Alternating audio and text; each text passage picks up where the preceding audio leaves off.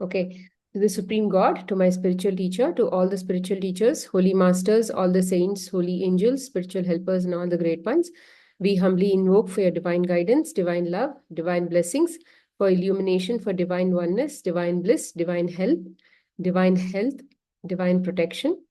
We thank you in full faith. So be it. So you can come on video. Otherwise, I'll end up seeing only my own face during this entire call. Roshni, if you have any further questions, you can always ask. Um, did you have any other doubts after your question? No, no, no. I didn't realize that it's just surrender. That's all. Why do we forget and why we get into a trap in the ego? No. So I got my. I realize. I know all that we know, but again we slip. The ego comes in and then we feel it and all that. So again we need Smita to remind us. Thank you. Yeah. I mean, it happens to me also. It's like wherever we have a lot of attachments, right? There is definitely a lot of expectations. And for knowledge to come in between that space, between them and us, it is sort of, we need to really push ourselves to do that. Or the awareness has to really increase for us to be at least able to realize that, to bring knowledge in between that. And for me also, it happens with respect to my daughter, or wherever there are some of these low frequencies, right? I definitely, even I get carried away. And then later on, I catch myself sort of in all of these kinds of feelings. And then I ask, what would, if any client or somebody asks me this question, who's in my kind of situation, what would I typically tell them? And then I will talk to myself as if I am talking to them. And typically that's how I get my own answers. Otherwise, I don't have anybody else to go to. So I have to make do with myself. Okay, fine. I think there was one Only more thing, question. Smita, we just have to in life make it simple and easy. Whatever the person comes, whoever comes and saying something, we just have to just listen, correct, and accept. Correct, we have to. But what I'm telling is, there are so many have tos that we already know. But do we even do that? Sometimes we do, sometimes the thing comes up, something comes up in our head. No, why should I do? Yeah, yeah. Hasn't there? No, that why should I do also will not come first. Initially, that why should I do also will not come in. We'll just do. But then later on, that why should I do will come. Then after No, that, no, I have to do. I have to follow. Something like that inner Josh is going yeah, to. it comes, always it comes. I have to do, and I am doing it, I am following. But then suddenly think, how many years, yeah, how many years we've just been doing, going, moving like this. Yeah, what have I done? What is to be cleaned in me? Like, no, okay, like, why have I attracted this sister-in-law, this brother, like this? No, it's been years. I'm getting scared of them. Like, I have so much, I'm not fear of death for my father or mother. It's not that. It's that I can let go of that. But then they should not be on bed and, hand like someone should take care of them, that is But the whole tell thing. me, how can we avoid that? I know I can't control or I Hmm. correct. Yeah. See, take for example, there are so many young people itself who go through accidents and they get into bed. They become bedridden. And health did not really play a good role at all here. Health did not play a role at all here. So if something has to happen in anybody's life, it will happen because it is necessary and they have accepted it. If something is happening to your father, he has already accepted it at the soul level. Rather, it was his soul plan to go through that. But for you, what are you going to feel when you see one such person like that? Because there is a belief system in you that needs to. Otherwise, he wouldn't have come in front of you with that kind of a soul plan. See, all of this matchmaking has happened at a very high level. And I'm sure at human being level, we will never be able to make such matchmaking. What you need, what they need, and that soul plan also has to match. Everything coming together is such a divine thing, right? So for you, all that you have to focus, rather for all of us, all that we have to focus is something is going to continue to keep happening in front of us. Our senses are constantly going to continue to keep experiencing something or the other. But what is our approach, or our, what is our, how do we interact with that experience? And what kind of thinking happens at that time is what we have to think about. That's all. Rather, we have to focus on. There is no other thing, there is no other way. And based on that, we do some actions. So the only thing that we can do is, okay, whatever happens in front of us, am I stable? No, I'm not stable. If I'm not stable, obviously I'm in reactive mode. If I'm reactive mode, there is a reactive mode where I'm definitely not at all in awareness, which is like I don't know that I'm actually doing something that is beyond knowledge, rather, which is coming from the place of ignorance. Then will come a time, then knowledge is going to come, everything is going to come. Then also we'll be resisting to apply that knowledge. We'll only be hearing knowledge every single day, let's say in Bhagavad Gita class or something, but we'll not apply it. And then you keep hearing, you keep doing your sadhana, evolution is happening, everything is happening. At some point, you'll be like, okay, I need to really do something here. This is not actually helping me. I need to change myself. Because you would have heard all of that knowledge so much that that will become like your primary knowing, that the primary belief. It will start to become a belief. Initially, it will just be you're just hearing. Later on, it will become a belief. Oh, I have to do this. Then you'll see how to do it. Then that phase will go on for a while. You'll try sometimes, you'll fail sometimes. That will keep happening. And then later on, every time you'll do, every time you'll apply. Again, there sometimes failure, sometimes. So that stages of acceptance is what I mentioned, no? That stages of acceptance is this only. It will go to that 100% over a period of time. And that is a major thing. And this is where we have to have that patience. Because every day some experience or the other will keep coming. Doesn't mean that we are at 100% yet. To get to 100%, this journey of them constantly giving us those experiences is very important. Without that, it is not going to happen. We only have to continue to keep serving the God within us. At least that intention should be there. Sometimes awareness may not be there. But we have to keep serving the God within us. Only then we'll be able to stay committed to ourselves, no? Otherwise, why will we sit and do chanting, gratitude, or whatever it is? Why will we continue to keep applying all of this knowledge that is constantly coming to us? Unless we have that dedication to the God within us, to the self, we have to keep doing this. And even for that question that people asked about children, right? And even for me also, it has been there happening for a long time, that between the gap, between that transition period where a child is not at all acceptable to a child that is actually acceptable to us, it takes time, because we have so many beliefs where we feel that things have to work according to those beliefs only.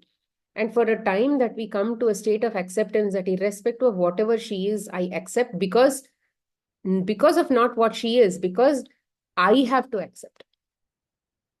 Because it's my journey of acceptance. There is no other way that I can go on this journey but to work on myself. Because what can you do? You're constantly trying. It's like, which parent is not trying for their children to be successful, to, let's say, be a good student, to be disciplined, or to be disciplined in the sense more of, let's say, more diligent, telling the truth. Who doesn't want all these things? Who is not teaching them all of these things? Who's not trying to teach them all these things? Everybody is trying. But the whole point where things actually come to some result outside is not because of the parent. It is because of what the parent, rather, it's not because of the parent working and on teaching them. It is when the parent is teaching the child, the parent is actually learning it themselves. It is never about the child is again a postmaster. It is constantly going to keep giving you those experiences. And at least if we have, after all of this knowledge comes, if we have that awareness to say, the child will continue to reflect what she is, rather what we are. But I will keep working on myself. The husband will keep reflecting what I am, but I will keep working on myself. And if I really want this to really go like a bullet speed train or something, I have to also increase my sadhana like a bullet speed train. If I'm not ready to do that, and if I'm constantly ready to constantly complain, complain, complain, complain, all I'm doing is I'm investing somewhere, I'm also withdrawing it somewhere. We can't complain. We can't let our own investment become futile. We have to keep doing this job. And there is no guarantee that it is going to be an overnight journey. And people in our life, especially that first circle, children, husband, they are here to extract stuff that that is probably there with us at a very, very deep rooted level, very strong habits they are here to remove. They are here to show us that we have some strong habits within us which we need to work on, which we need to accept and let go. They will not change overnight. Rather, they will not show those changes overnight. It takes years. It takes years. It is not, you can't do something and expect changes immediately. Let's say for even some children who are telling lies and all that, right? My daughter used to tell a lot of lies. Right from her, like when she was a toddler itself, she was lying. Why? Over a period of time, like literally this year, after when she is what, 16, 17 now, 16 years. After almost 15 years, I've realized that I was actually lying, which is why I'm seeing that in her. So there is no way that you're going to see something in a child or in some person in front of you unless you have it within yourself. But it may not be that obvious. They may blatantly tell a lie, or they may like obviously tell a lie which looks like a lie, but you may be talking something that may actually not even look like a lie. You may be doing it for convenience. You may give it a name of, oh, they are very old, I can't really give them all this kind of news, I have to tell them something like a lie only. But it is done for a good cause. You might quote them with all of these kind of words, but we are still lying. And at a for our antakaran, for our conscience to become clean, you have to be able to get to a state where you're not doing some of those things. See, why do we lie? Because we fear something. We fear some outcome. So once we definitely have to face, rather get the courage to be able to face our own fears, irrespective of whether you're talking to a mother-in-law, your father-in-law, your husband. We lie for such things only, right? Where we can't face a person. If they tell something, then I can't face that, or there's going to be a big fight that's going to go on for so many days, or they're going to tell me so many things which I can't hear. There is always some reason or the other. And I have realized that I have also lied when I was a little girl. I have stolen mangoes. I have lied to the Mali, saying I'm a daughter of some doctor. All of that I've told. And just to get away from there. And I've told people I'm not at home. I've told my parents are not at home. So many lies I've actually told, and it came very easily to me. And my friend daughter also, it came very easily. And by the time I saw that in her, I had overcome that and I had become very ethical. Rather, I thought I had become ethical, or I was on that path of being ethical.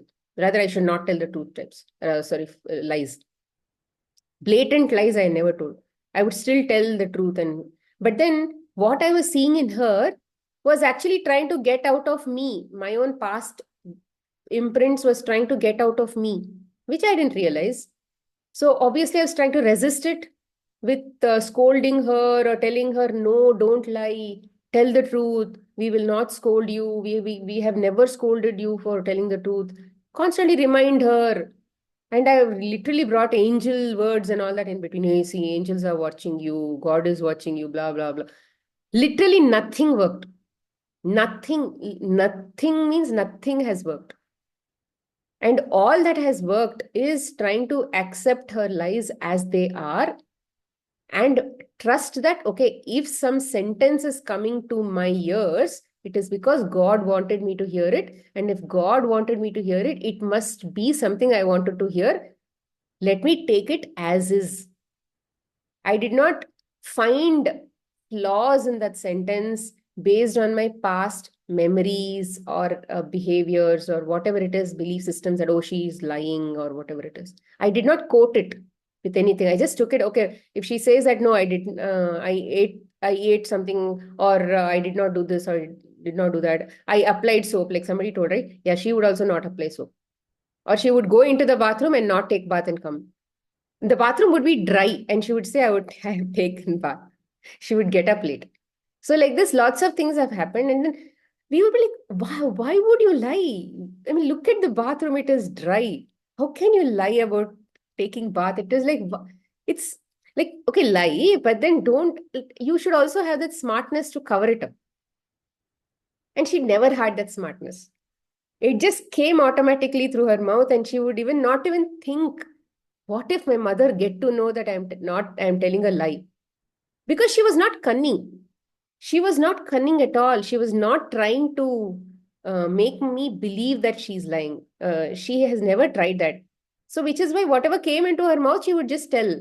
But there was no patch up work done, or she has never covered her tracks to maintain that lie. So, which means I always when I started question some of these things, I felt that, oh, it is coming as her natural instinct. It is not actually a cunning behavior, or it is not that behavior which is like the cheating kind of behavior is not there. So, which is what actually motivated me to accept her the way she is. It is, it is not coming from a place of evil. It is coming more from a place of whatever, just trying to protect oneself or just ego or whatever it is. So, and then as I started to find reasons in my head to just accept, because there is no way. I've tried all the paths. Many years have passed on this journey, and I've tried all the paths to ensure that they tell the truth. I've told her to what extent that, okay, see, tomorrow, as you keep growing like this, how your lies are going to take you into a path where you will never be able to even cover your tracks. It is like legal issues and all can happen. All of that I've told. No effect. And then I've also told, see, I love walking on Krishna's path, and it has to be a truthful path. And then one day, if I'm allowed to choose Krishna's path, rather, if I have to choose Krishna's path and support you on your lying journey or something, I would definitely choose his path and not your path. I would not even support you. I've given all such threatening sentences. Nothing has affected her. Why? Fundamentally, she's a POSC. And POSCs are not here for change. As long as I keep resisting and keep thinking that I will do something to make them change, it is not going to help because I'm again resisting. I'm insisting that she follow the path that I want her to follow. That is also a resistance. See, the pure way of life coming to you is through reflection. That's it. It has to reflect from inside you. Only then it is like pure. There is no way anybody can change that. If that reflection is now tainted with lies and all of those things, it will always be like that. As long as I keep resisting, it will continue to be like that because Prakriti or Maya is not going to bend down to what my resistance is. It is going to continue to keep teaching me. How much ever difficult the student is, the teacher will not bend. She will keep trying to help the student. That is what Maya is. I can be resisting and egoistic and all of those things, but she will continue to keep showing me my own place. And every single POSE works for this Maya. There is no way they are going to listen to you. So this kind of fundamental thumb, that fundamental fact is something that we need to remember. that people are not here to change in front of us. We are the only ones who is a variable in this whole equation. Variable, I hope you all understand. Variable means it can be X or it can be a Y. It can take any value. But constants have only one value. They are what they are.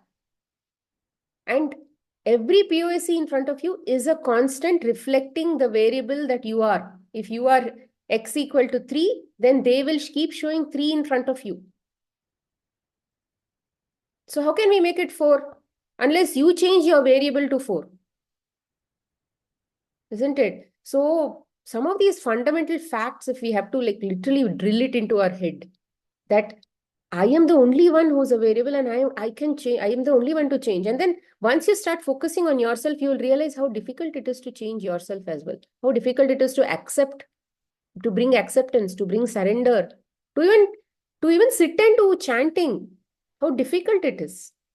It's not easy because we have so many distractions trying to constantly pull us into, which means our own habits, our own mind will take us to our habits that we have constantly focused on in the past.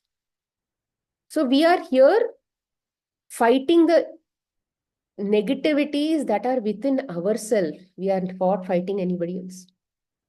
And that is the biggest battle we will ever fight. To fight the negativities that we have and constantly rise beyond that. And once you understand this journey, once you understand that it is easier or it's not easier, it is difficult. It is difficult, but it is not impossible. That is why, right? They say the path, the path when you're walking the path of dharma or the right, whatever is right thing on the path to God. That's called path of dharma. On that path of dharma, which is doing the right thing for that particular cause, it's not easy. It is going to be full of thorns.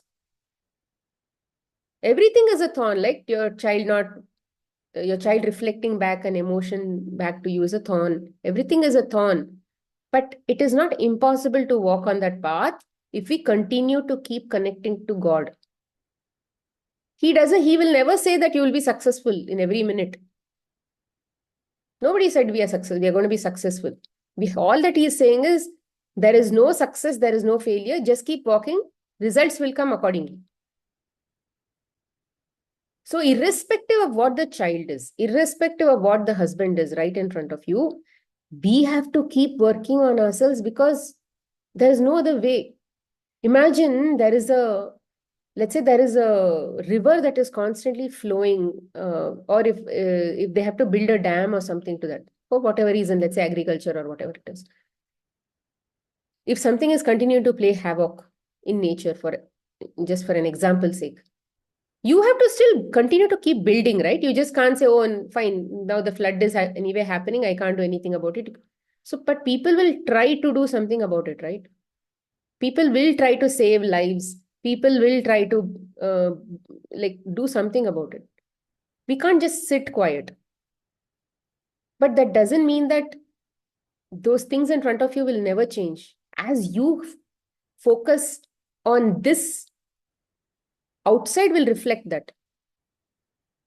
But in this process it will take time.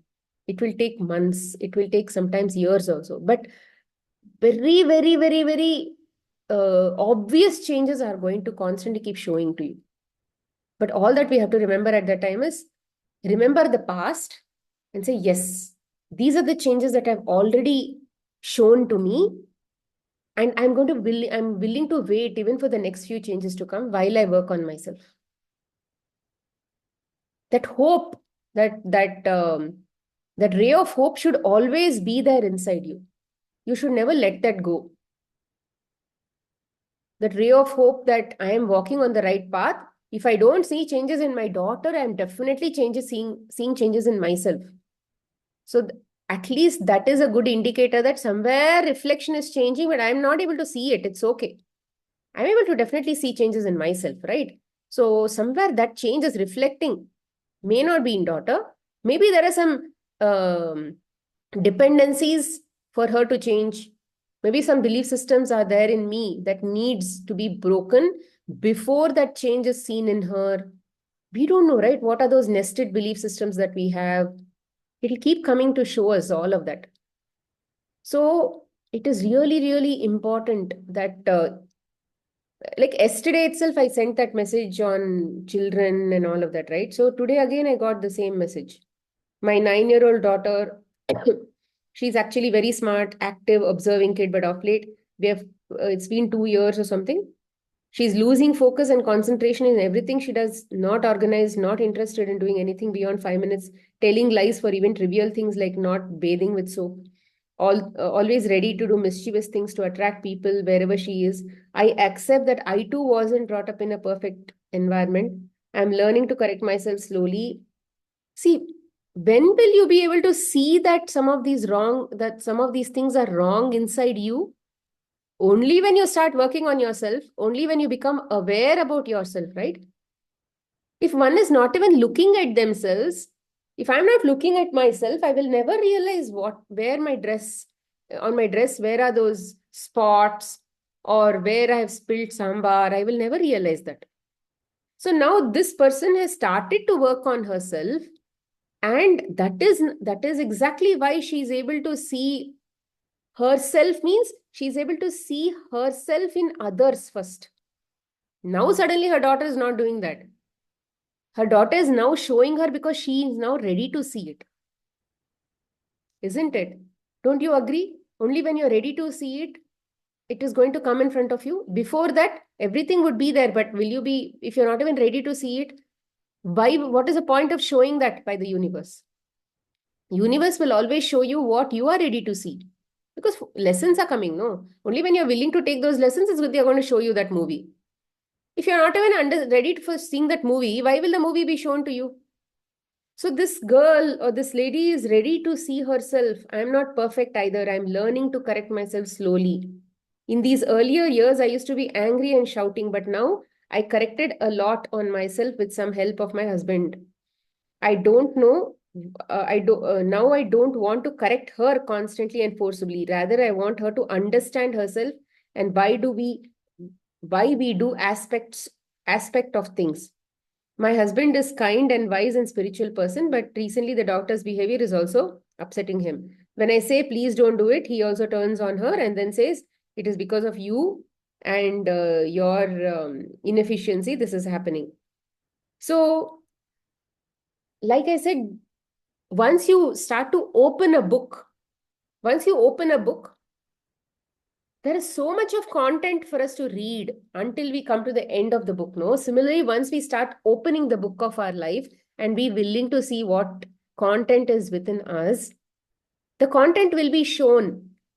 We may be in the middle of the book, we may be in the first five, sixth page, seventh page also, but there is still 100 more pages to go, 200 more pages to go. And we can't close the book at this time because somebody has forced us to open the book and somebody is forcing us to read the book, which is our own soul plan. So there is no way out of this. What can you do if you're in the middle of the sea? You can drown or you can swim. If we drown, there is also one more clause which says, okay, if you drown in this body, one more body will be given to you. If you drown in that body, one more body will be given to you. If you drown in that body also, one more body will. So what is the point of drowning? Let us try to swim. It's going to be hard. Who said swimming the ocean is easy? Swimming the lake is also not easy. It's going to be difficult. It needs so much of training for a person to cross, let's say, a lake also. while we are while we are inside the sea itself, while we are inside that lake itself, we have to learn to swim. And there is also a swimmer who's teaching us, a trainer who's teaching us. Next to us, he's swimming and showing us swim like this, swim like this, swim like this. But we have to keep swimming. There is no other choice, because even if you drown and say, oh, this life, okay, fine, I don't want to do anything about this. Okay, drown. Fine, next body you take. How many more bodies you want to realize that you have to swim? 10 bodies, 20 bodies. Fine, take it. We only will choose. Those bodies, that also we only will choose. There is no way out of facing. We have to face our fears. There is no other choice. When once we understand that there is no other choice, We have to face our own fears. We will face our own fears. And all that we have to remember is we need to be connected to that God. And strength of God is very important. First is there is no way out. So can you do anything about this? No, you have to continue this journey. Second thing is it's not like a problem that is going to be solved overnight. We can't even hope that somebody is going to become good or so-called good in front of you unless you change yourself, because the fact is that you're going to only see yourself in a mirror, and they are all reflections of you. They are like the image in the mirror of yourself. So when once all of these thumb rules are like established and all of these facts are agreed, then how can we even hope that somebody is going to change without changing that within us? As long as there are those belief systems within us, those blocks within us, those resistances within us, the reflection will continue to keep reflecting it. And there is no way it can change. So what can we do? We have to just sit.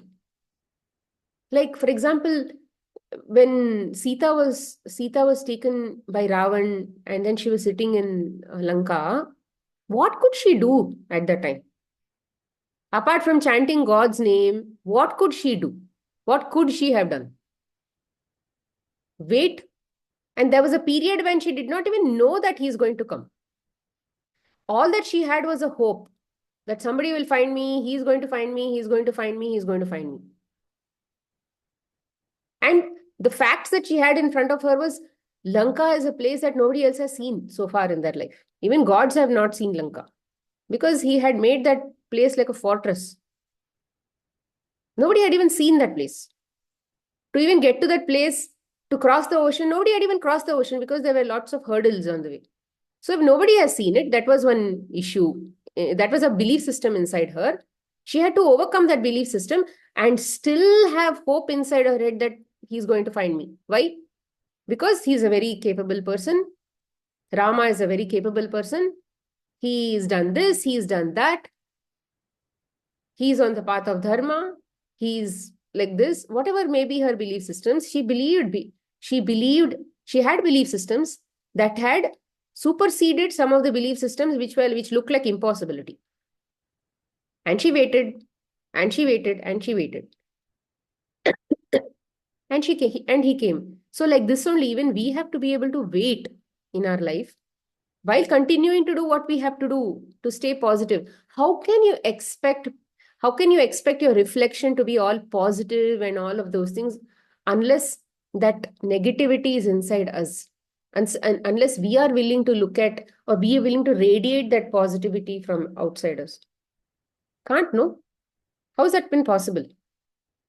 So all the effort that we have to put, we have to consistently keep putting to make ourselves that radiating, a person radiating full of positivity, radiating with love and all of that. But in between all of this radiation, positivity and all of that, we will be that person who will lose hope, who will not have any idea what to do, who will be confused.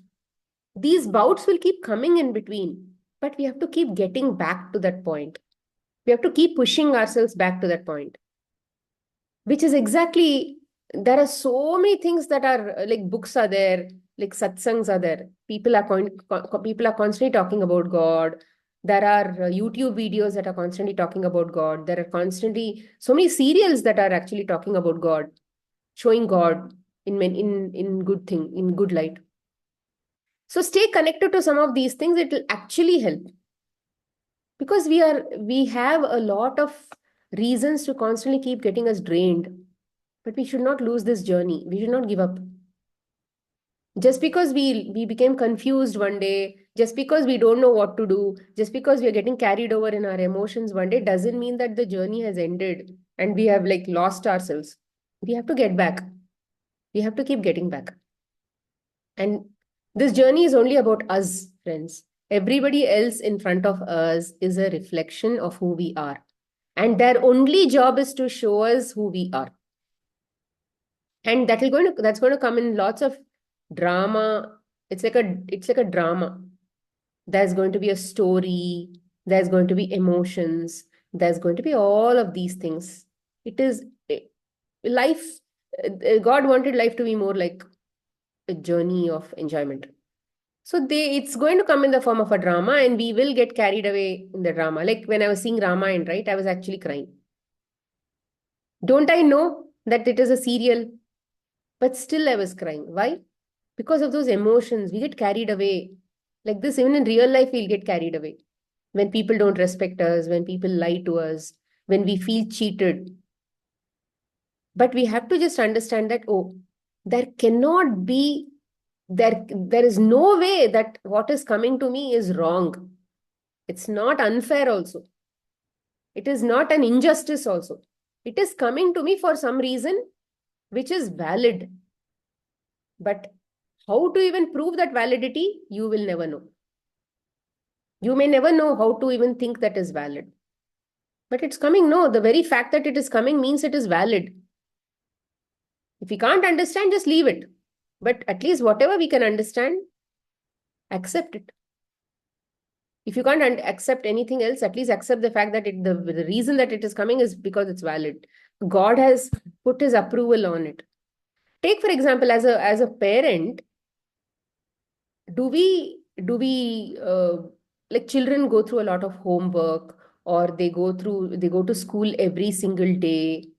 Then there are tests, there are exams that they have to clear, and the child comes and says, no, it's very difficult, all these subjects are very difficult, I'm not going to go to school, I'm not going to study for this exam. Board exam is very difficult, 10th standard exam is very difficult, 12th is very difficult, I don't want to do we say yes, you can drop out? We never say drop out. All that we are going to fill them is with a lot of hope. We'll encourage them. We'll say this is that, this is that. We'll somehow encourage them. No, this is what God also does to us. He will never say drop out. And he will also never think it is right to drop out. Because tomorrow, if you have to stand in like God, or merge with God, and then guide other souls on this journey, you should have also walked this path, no? You should have also had that experience, no? Like today we have, let's say, saints like Shankaracharya, all of those people say, like Ramana Maharshi and all of those people, right? How did they even come to that point of telling people, rather guiding people on their journey? Because they have gone through that journey themselves. And they will never say quit. Quit. Whatever is happening in your life is like really unfair. Fight it. They will never say that. They will just give you reasons of how to go through that with courage and all of those things. Because it's a journey of, if you have to become a Rama, if you have to become a Krishna, if you have to become like a Lakshmi or somebody, then it means that you have to walk the path that they have walked. And they will never tell you, they will never remove you from your problems. They will show you guidance on how to walk through those problems with strength, with courage, with fear, sorry, without fear, and face your fear. So there is no way out of this. We have to walk this path. And the only duty that you have is to constantly keep putting positivity inside yourself. Keep doing your sadhana so that you can get to a higher state of awareness. And in that awareness, understand clearly. See, awareness is like this. Let's say I can't see very, very small. I have presbyopia. Okay, let's say that is a condition. Now, okay, let's say when that is a belief system. Now, let's say I can't see things on my cell. It's all the small characters I can't see. It is blur. But if I wear a reading glass, then I can see. I can see very clearly. What does it mean? How did I even... So reading glass is equal to that sadhana. In the past, what was in front of me was not very clear to me. I was misunderstanding. I was not able to read the letters properly. Maybe I'm misreading those letters. Not even... It's not legible to me. So what I'm doing, I'm focusing on doing things which will make it more clear, because what is available in front of me is a fact. It cannot change. But what I can change is put on glasses to be able to see it clearly. And now I'll be able to understand what is in front of me. That is the whole point that we have to do. You can't fight what is in front of you. Oh, I can't see, I can't see. I'm just going to remove it. It's not going to work like that. It is going to be there in front of you, glaring at you. But whether I put on glasses or I don't put on glasses, that makes the whole point.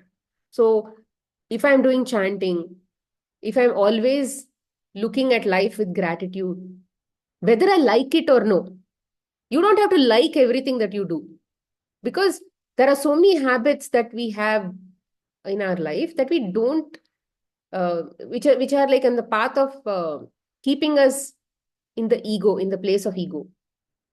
So it will never allow you to get out of ego, no? So it will constantly fight that journey. The ego will constantly fight to put you in an uncomfortable zone. It is not going to help you, make you depend on chanting and get into awareness and do something that it has never dreamed of doing. It is never going to allow you to do that. It's going to fight. Your inner ego is going to fight. So you will never be able to chant peacefully. You will not be able to even write gratitude peacefully. You will always find reasons to not do it. But you should do it. You should fight yourself and you should still go ahead and do it. It's like a block. You have to fight that block. It's like a resistance. You have to fight that resistance. Like in the last 3-4 days or something, I had this resistance. But I also know that I cannot wait for that like to come. Because as I keep slipping, slipping and slipping and slipping, I will just keep slipping. I have to keep climbing the mountain. I just can't let go. I will fall off. It's easy to fall, but it's very difficult to climb. So what did I tell myself? Okay, I can't let go. Even if I have to climb even one step, let's say every day I was walking 5 steps, but it's okay. I'm going to walk at least one step. I'm going to try to walk 2 steps. That's okay. It is still progress. But I'm never going to let go and say, I'm not going to do anything. I'm not going to climb at all today. That is not going to work for me. So I knew. So I kept climbing. 2 steps. It's okay. I did 2 steps. Fine.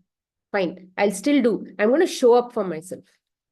So show up for yourself. Even if there are days when you are slow, you are not able to chant, there is so much of, let's say, heaviness inside you and you still can't do it, you should do it.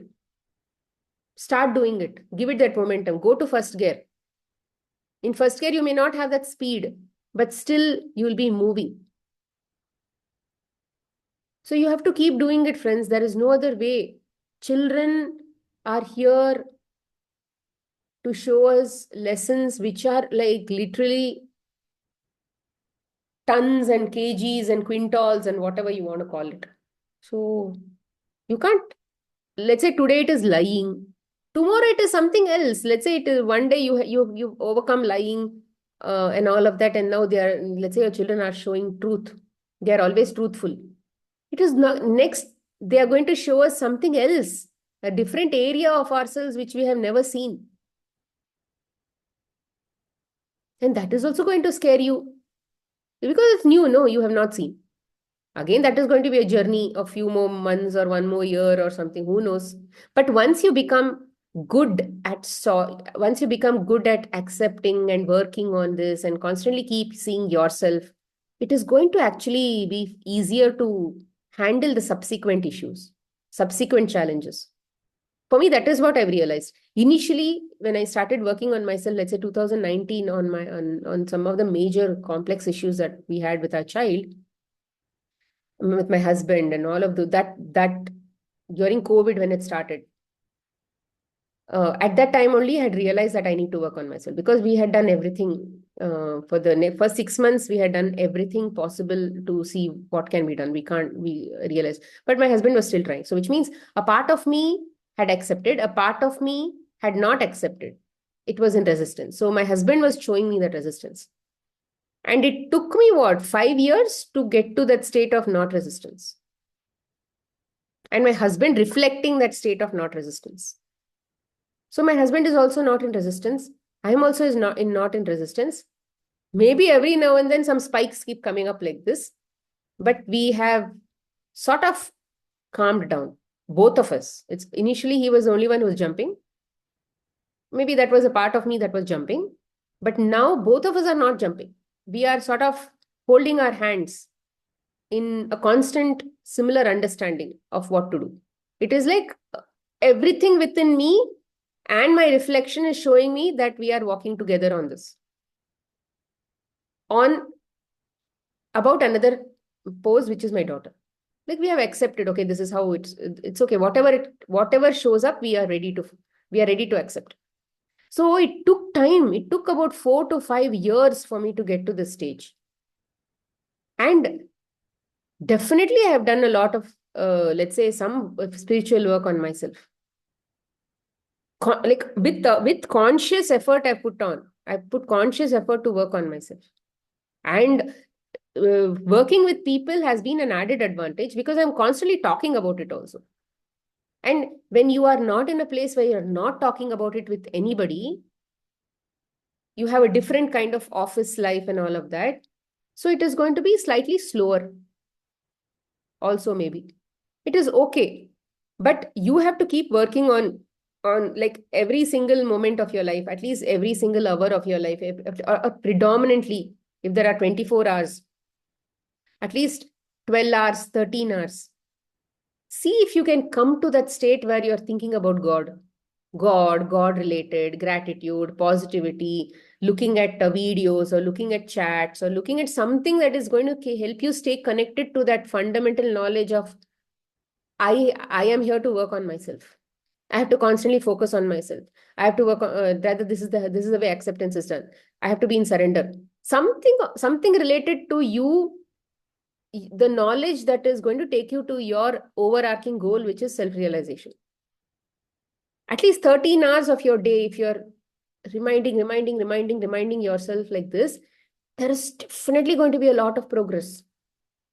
Because the only way you can keep yourself in that state is to keep reminding yourself, which is exactly why I started this class.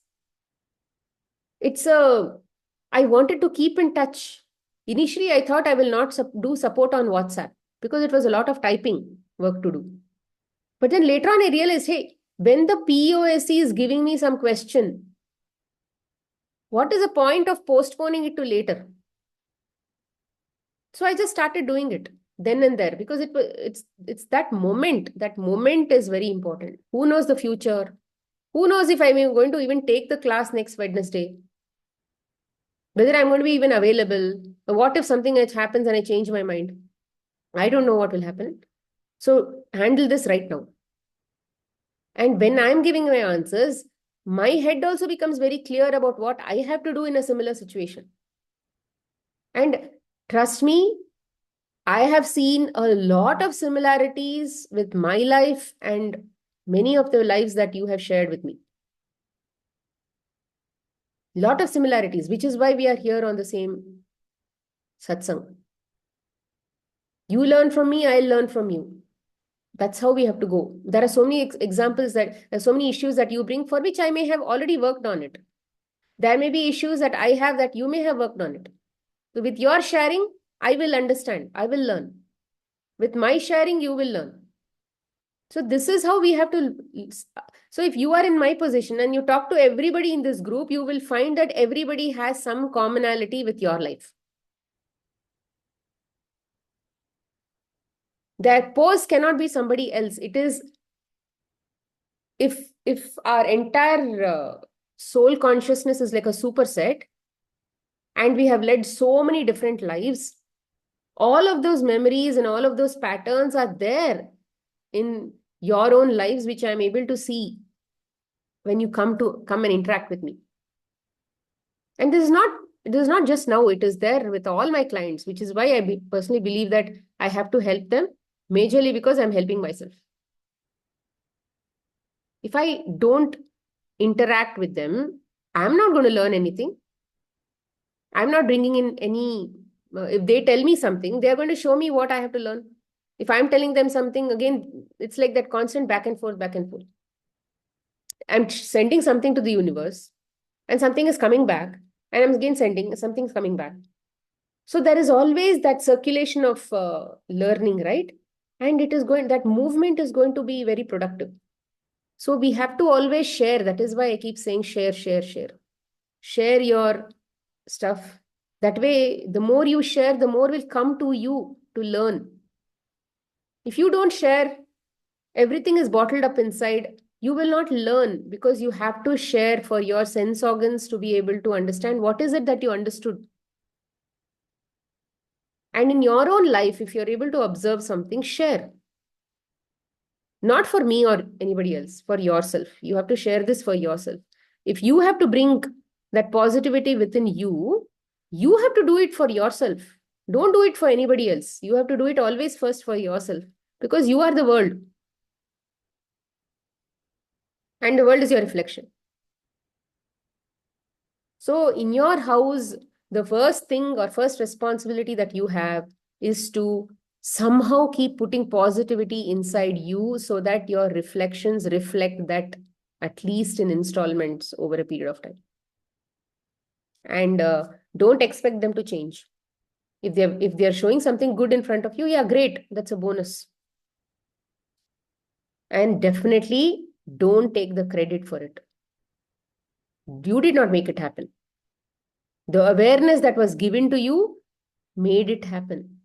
And you did not get that awareness. God gave you that awareness, which means God has to take the credit. You are just a puppet. So here doership is very important. You do your job. Whatever awareness comes, you do according to that.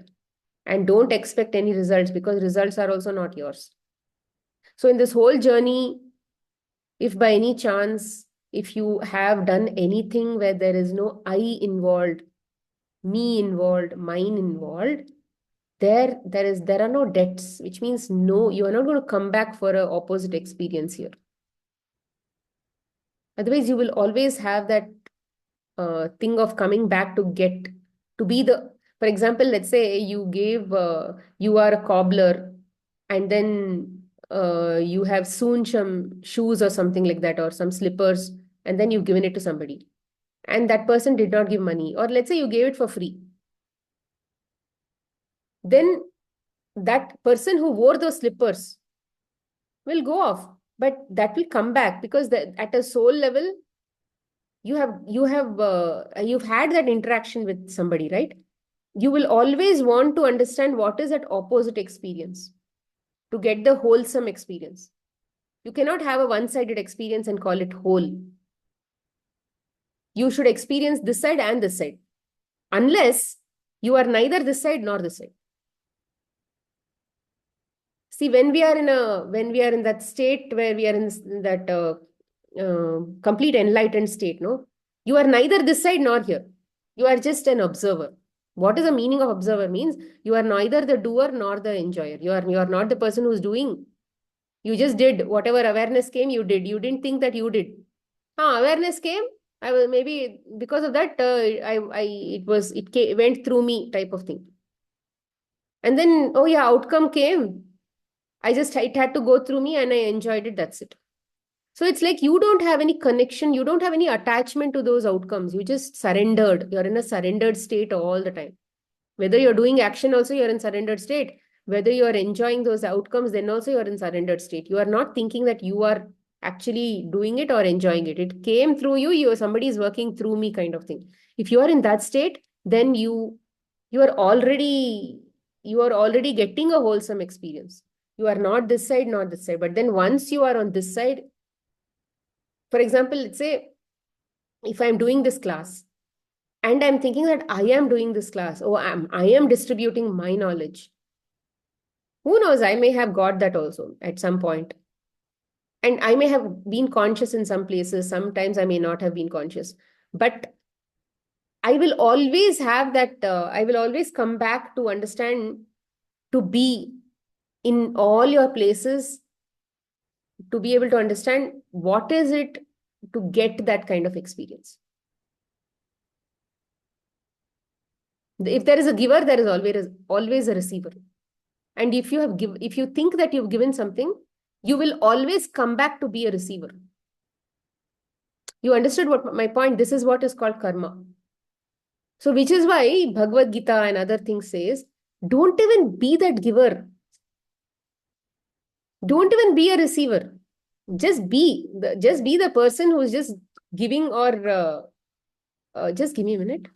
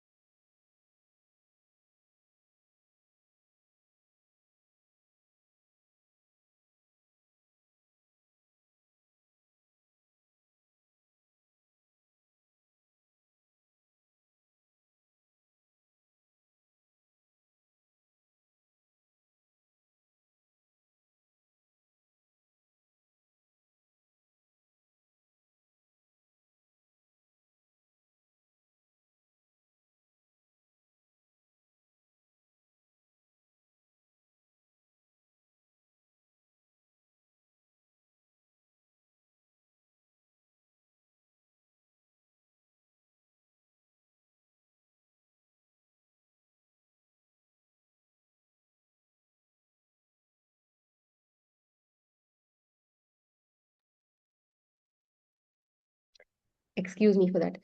Um, I don't. Can you remind me about what I was saying? Just Don't be be the the giver and receiver. Don't. So, like, don't be a giver. Don't feel like a giver when you're doing anything. You're giving anything, or you're doing some services to your friends or your family or something. When you feel that I am doing it, I am. They have to give me back, that expectation. All of that, those are all those attachments that will sort of bring you back to this point where you want to receive also. Otherwise, there is no wholesome experience. You'll want that wholesome experience. Your soul will like sort of plan it, which is what is karma. It is like a tracking tool, which will say, ah, see, here all she's been this on this side of the equation. So she has to come back for this side of the equation. It is not like a bad thing.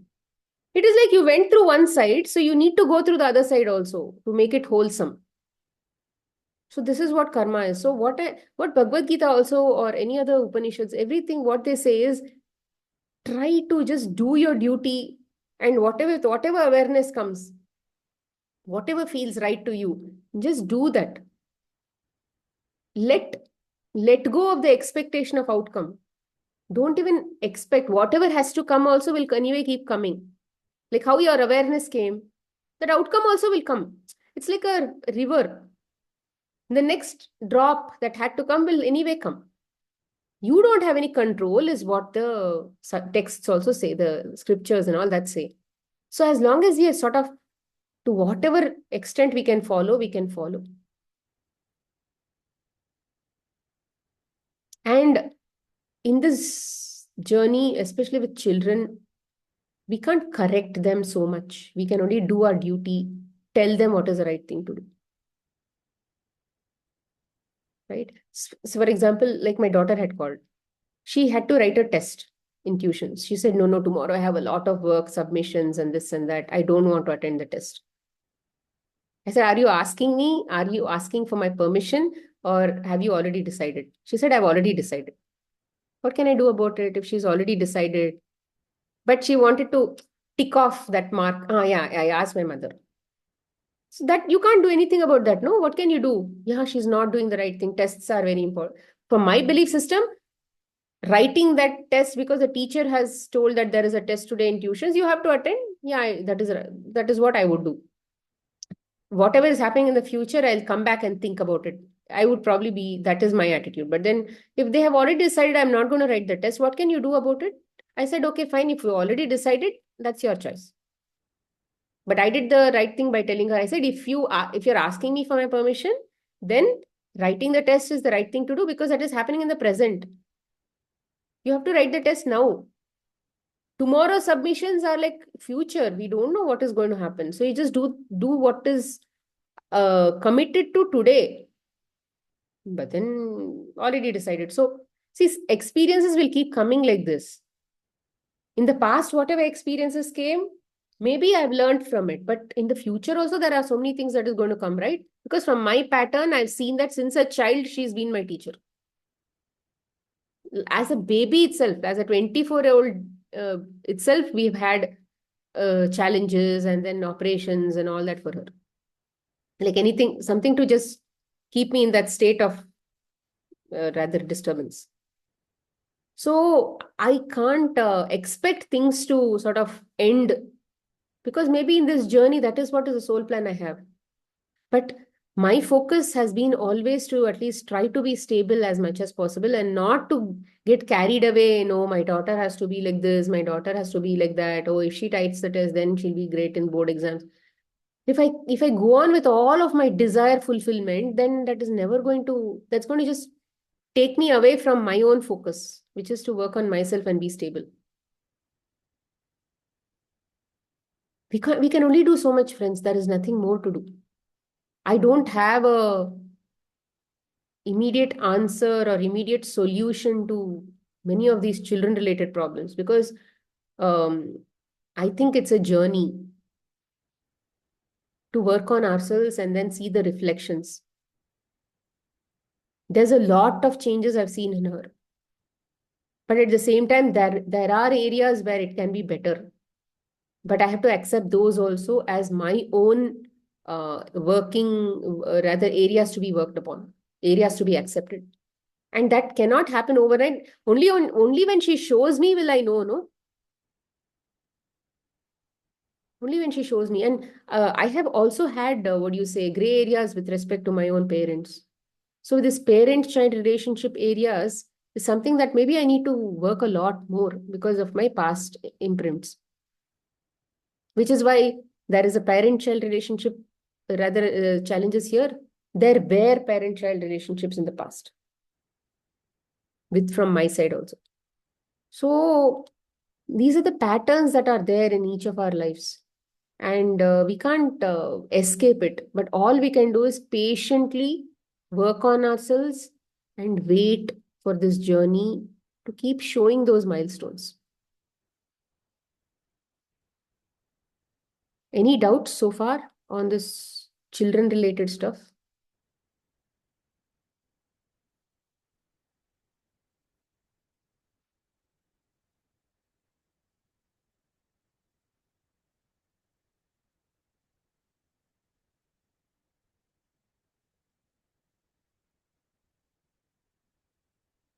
Any sharing, any questions?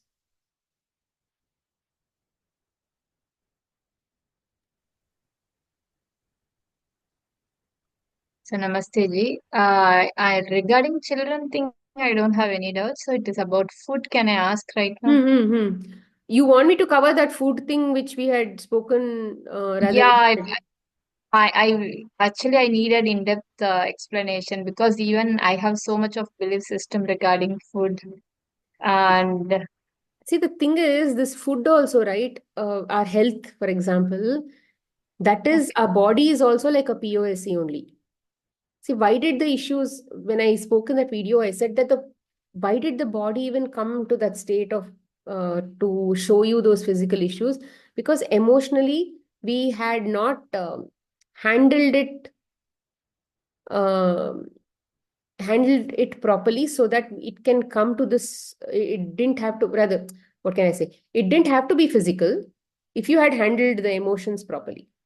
When I say you, I'm telling about everybody, because when I was at that place. So, but why didn't we not handle it at an emotional level properly? Because we needed that experience to become physical. So, which means we wanted to learn from a body, through body. So, if we have to learn through body, then that is how the plan is going to be. And this is going to, it's not just the first life where we have these problems. It has been probably there for other past lives also, where we've had body related issues. How can you become a person good in understanding what the body is telling me and all of that, unless we go through that in multiple lives? You have to get better and better and better, no? And then there will come a point where you'll have to get out of that point also. See, it's like this. There is a journey and you're constantly walking on this journey. Now, if you have to learn something from your body, and if let's say you, in my case, I'll tell you, I had to go, if my journey is to go, let's say a vegan, at least in this life, I became a vegan. So if I'm walking on this journey, and right from my childhood, I've had issues where I was very plump and fat and all of that. And then I avoided so many issues, so many foods, like bakery foods. I did not really enjoy too many fancy foods, cakes and other things, majorly because I used to think that it's going to make me fat.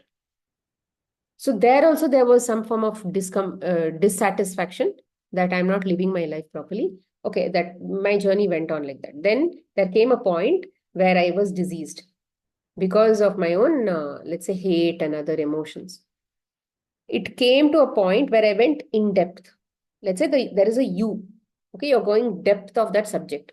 While you are getting down in the you're getting down, you're becoming better and better. You followed some, let's say in this, I followed nature cure and plant-based lifestyle. And then as I walked into that depth, in depth of that subject, I definitely got better. My health issues became better. But as I continued to go deeper and deeper, I realized that the more I did, also some of the issues did not work. Some of the issues did, there were still some issues. There were still some let's say some questions, some physical issues that would sort of not have any answers. And I keep, at some point I realized that I can't do anything, and then let's say at that moment knowledge also will come from the universe to say how to get out of here. Did I want to get out? No, I would probably continue to keep here only, comfortable, everything is working well, nice juices, fruits and all. But then let's say the plan was to get out of this point. Now the knowledge is also going to come and say, oh, you've learned everything on this journey. Now you need to also take the best of what you learned here and now start to get out of this you. You got into the you. And once you are reaching the end of the you will also feel suffocated. Like you'll feel like, what am I doing? Why is this not working fully for me? Something is wrong. Should I do this? Should I do something else? Should I follow this path? Should I follow that path? It will still be on this only. Maybe you'll say, oh, should I do the fruitarian journey?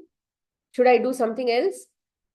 Should I go into complete meditation? Something or the other will keep bothering you, but because you know that you are sort of feeling suffocated here. It's not the journey that is suffocating you, it is your own reason to get out. So as you keep coming up in this you, let's say here, whatever experiences you faced and you felt good, the same experiences you'll sort of do, but it will not work again. It will not work. The same things that you did here will not work. But you had, oh yeah, it worked for me. Now it will not work. Now you'll have to keep finding something else to make it work for you.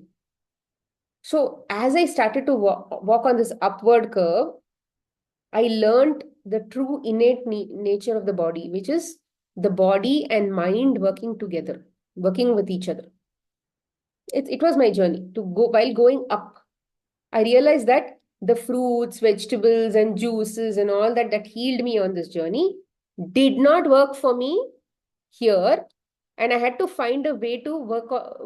And knowledge also had come to say, oh, innate healing nature of the body, my mind-based healing. Mind has to work with the body. Mind has to understand the body. All those sort of gyan. And then I started applying those.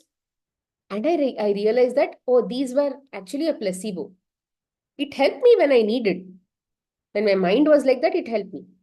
But now it is not, because something else I had to learn. So I went on this journey and I'm still walking on this journey only. I'm sort of climbing up, I think. So what I'm saying is the disease also is a reason for us to learn through it. And whatever experiences come, how will the body release? It is going to release it through fevers, cold, cough, pains, and all of those things. It is also like a trigger, something triggered, and then you are now observing it as a fever, cold, and all that. You should allow it to go the way it is supposed to go. Now, what do we do in our regular, our acceptance journey? What do? We are chanting and all of that to make that release better, to help the letting go of that and all better. What we are doing chanting or gratitude and all that. But in the physical, if we have to allow that part to release, we can do juices, we can do a lot of liquids. When you bring in a lot of juices and all of that, that energy that is stuck inside the body, the clogging and all of that, the toxins inside the body will also come out of the body. The process is the same. But here we are looking at it physically. In the class, whatever we did in the few classes that we did in acceptance, surrender, no, that is all emotionally we are handling it. At an energy level, we are handling. Same at a physical level, if you have to handle, allow those things to go. Don't have hate towards what is going. Stay with it. Be patiently there with it. You know that was inside you, and now that is going outside you. And to allow that release to rather make it easy, have juices, make your digestion very simple. When you're like, give some break for your stomach, give some break for your mind, do some resting, drink a lot of juices and water and tender coconut and lemon juice and all of that. Then that will flush off. Then next installment will come. Let's say next cold, next fever, next something, something. Again, that is another trigger. It's like between these major things, at a physical level, it is sort of, there is some time gap between one issue to another issue.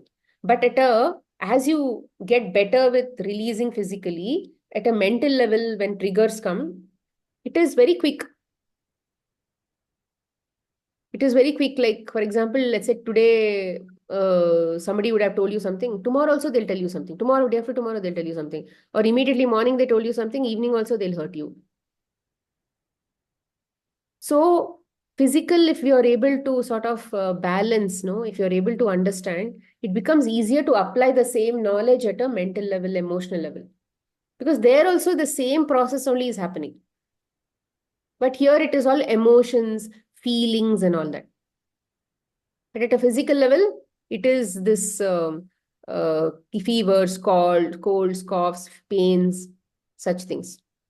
So what I was telling Pooja was when she was asking about the child is having junk food, and when the child is having junk food and all that. So there are these belief systems that you had while you were getting down into the you, that these are the junk foods, I should not have these junk foods. Yes, you avoided these junk foods and it made you, that experience made you feel better. But now, as you have to walk out of the you, the same thing that happened here will not work here. And your child is going to show you that I'm going to eat junk and you can't stop me. But here you had a belief system that it worked for you. And you're still holding on to it here in the opposite of the you. So now you can try to tell your child, oh, this is junk food, because you're still believing, having that belief system, right? So, oh, this is junk, don't have it. And say it without expectations. Say it from a place of surrender. You do your job and put yourself in a stable state first. Not already with an ego. Don't go there from a place of ego. If you go there from a place of as it is, it's going to disrupt. So if you want some stability there in the outcome, start from a place of surrender first. Then at least the outcome will be typically something that when you get the outcome, your mind will already be stable. See, surrender is a preparation for the state of mind where you are not willing to bring ego in between. And you're just saying, this is going to be, I'm going to follow God's path, the God within you. So the soul path. So which means in that state, whatever outcome comes, you'll actually feel that, oh, wow, this great outcome. But if you were in a place of ego, even if the same outcome had come, you wouldn't have actually appreciated it. So it's not about the outcome. It's actually about your state of mind. So when you are telling or working with your children, work with a surrendered state. your major focus should be like, I need to learn something from this. It should give me it's an opportunity for me. I should not let go. So when she's trying to tell the child through from a place of surrender, whether the child listens or no is not in her control. Yeah, maybe he's going to eat junk food. Yeah, okay, eat. God has given me the knowledge to, maybe when you fall sick, maybe I'll help you with some juices, fruits, or whatever it is. I'll help you get better. Maybe what if the child does not agree to even do all of those things? Leave it. Nobody is going to die in this whole process. Yeah, there will be ups and downs in their physical journey, but it is definitely not going to make them die. So leave it. Why is there so much of resistance that they should never fall sick? Let them fall sick. What is there? Yeah, few extra hours of problems, few extra hours of seva, few extra hours of work. It's okay, let it be. So this is where you're like saying, come, let whatever come, I'm actually game. I'm okay with anything. I'm going to tell them. If they don't listen also, I'm okay.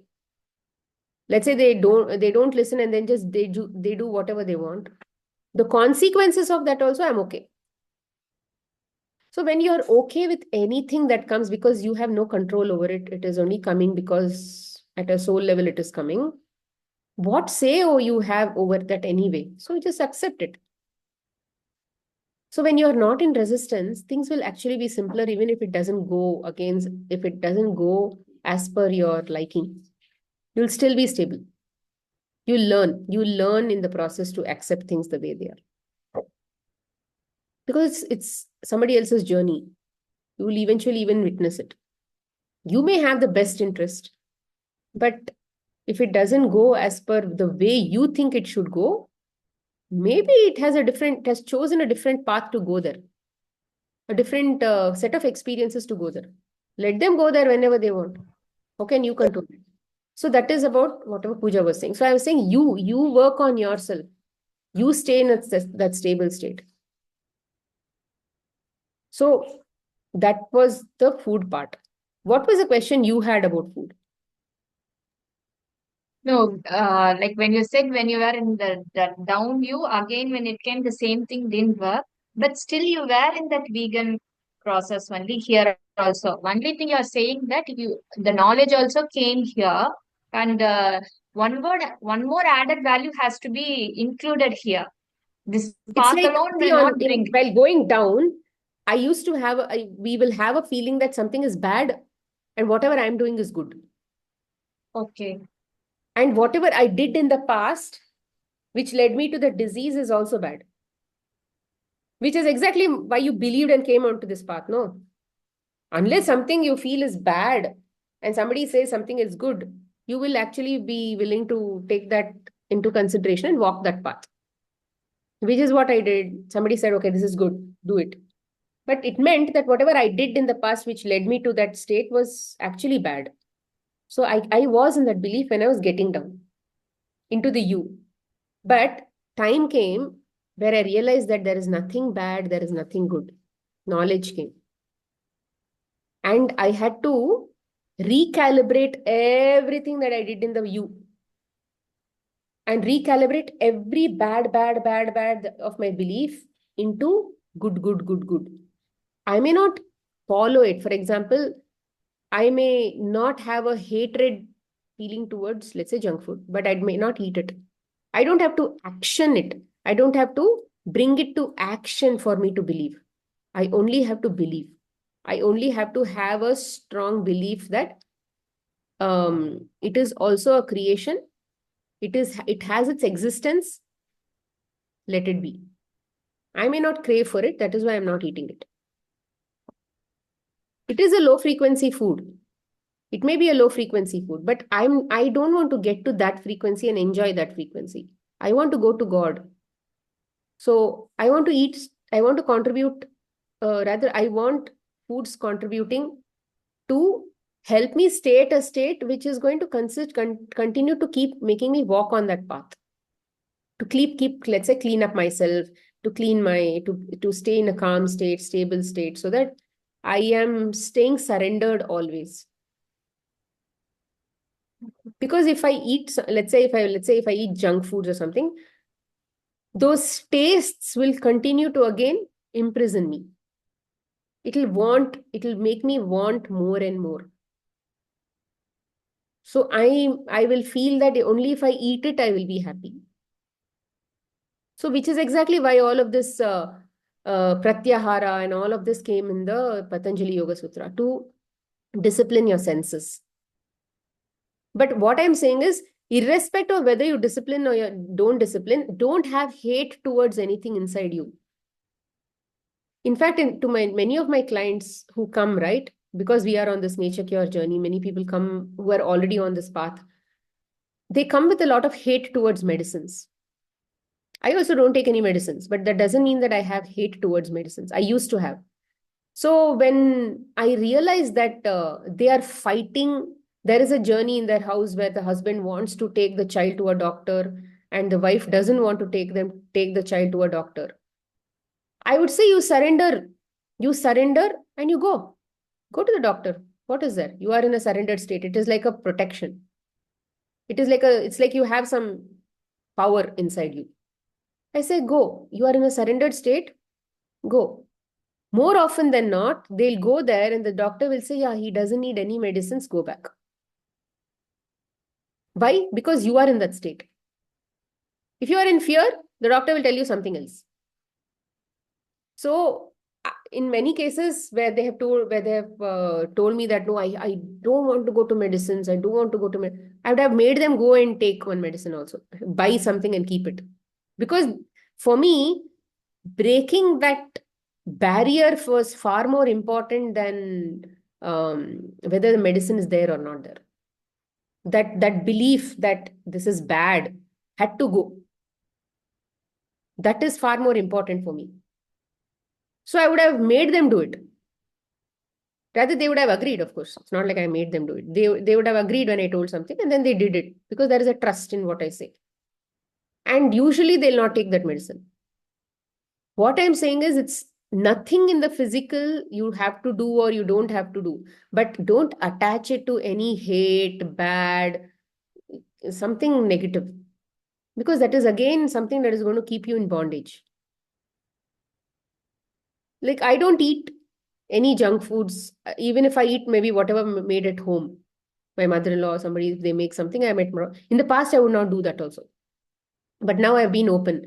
So the more on this journey, I have made it my focus to be more open. I had a lot of hate towards grains and all of that. Hate in the sense I would like had a taboo over it. So the more I had it, the more I suffered also. Because there were constantly situations that were coming to teach me and force me to eat grains. So I had to balance it at some point, right? So what I did was I realized, okay, I'm going to choose, the focus will be to work on myself. So I had to consciously say that this is not bad, this is not bad, this is not bad. This is rather, this is good, this is good. And even when there came opportunities where I had no choice but to eat it, I would eat it and I would surrender and I would eat it. And I would also be okay for the consequences because it had to go through belief systems that I already had. No, I obviously had belief systems that it was bad. So it would make me sick because of the belief systems that I had. In the past, I would blame it on that food, but now I blamed it on myself. I said, yeah, no, I have belief systems, which is why I'm falling sick. It's okay. So that sickness was more of an accepted sickness. If it would stay for 5 days or if it would stay for 3 days, I would be okay all those 3 days. I'm not fighting it. I'm not trying to make it go away. I'm still doing juices. I'm still doing the detox and all of that, but still my mind is calm. I'm not doing juices to chase it away, like hurrying it to make it go. All that I would not do. I would still do it like calmly because I knew whatever days that takes, I'm perfectly okay. You stay as long as you want because I know you have the right, you are doing the right work inside my body. So I started to accept the consequences also. So it went on like that only. Sometimes it would work, rather, sometimes I would just have a belief and I would not eat. Sometimes I would eat and I would be okay with outcomes. So this sort of balanced at some point, maybe a year, 1 year, constantly working like this, balanced at some point. And sometimes there was a state of surrender where I have gone to temples. I've gone to a temple and carrying a box of fruits instead of eating rice there, and they've been okay. I've carried cucumber rice. They've been okay. So like I was working like this. Somewhere it balanced out, or now I'm able to eat without seeing the consequences in my own body. And I'm okay, even if consequences come. Who knows? My belief systems constantly keep changing, where God knows what imbalance happens. We are not constantly so aware.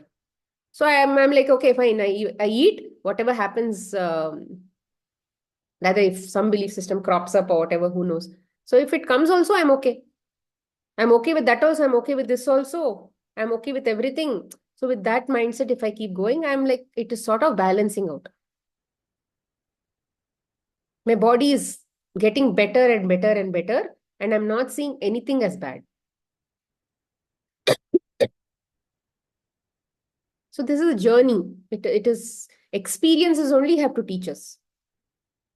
Only through that, only through interactions only we'll be able to do it. When it's for me, it was like that. But for others, it may be your own unique experiences. But this is the only way to handle it. The focus that I will not want to carry anything as bad. I will not blame any food as bad. I don't have to eat it in between that journey. But I still have to work on myself and never accept that I'm going to blame any food. Okay. Any other doubts on that? All right. I got it. Yeah. Thank you. Yeah, Monica. Ma'am, actually, for the past 3-4 months, I'm just under. I was had a bad relationship with my husband, ma'am. Shall I tell in Tamil, ma'am? It will be easy for me. Yeah, you can tell in Tamil. If I don't understand, I'll ask. Like ரெண்டு பேருக்குமே ரொம்ப ஒரு past 1 இயரா நிறைய controversies இருந்துச்சு ma'am. எப்போனா வந்து நான் ஃபினான்ஷியலி அவங்களோட அவங்க he's into business ma'am. So அவங்களோட ஃபினான்ஸ் பத்தி என்னெல்லாம் கேட்கணும்ட்டு யோசிக்கிறப்போ வந்து he was not open to me. அதை நான் எதுக்கு உன்கிட்ட சொல்லணும் அப்படின்ற மாதிரி. ஸோ வந்து கிட்ஸ் வந்து டோட்டலஸ் 3 பேர் இருக்கிறாங்க. ஸோ எனக்கு வந்து அந்த ட்வின்ஸுமே வந்து எனக்கு ரொம்ப ப்ரீ டர்மா வந்தாங்க. Now they are 5 years old. Next வந்து பாப்பா நார்மலா வந்தாங்க. ஸோ இந்த பாஸ்ட் ஒரு 5 இயர்ஸ் வந்து mentally physically I was very low.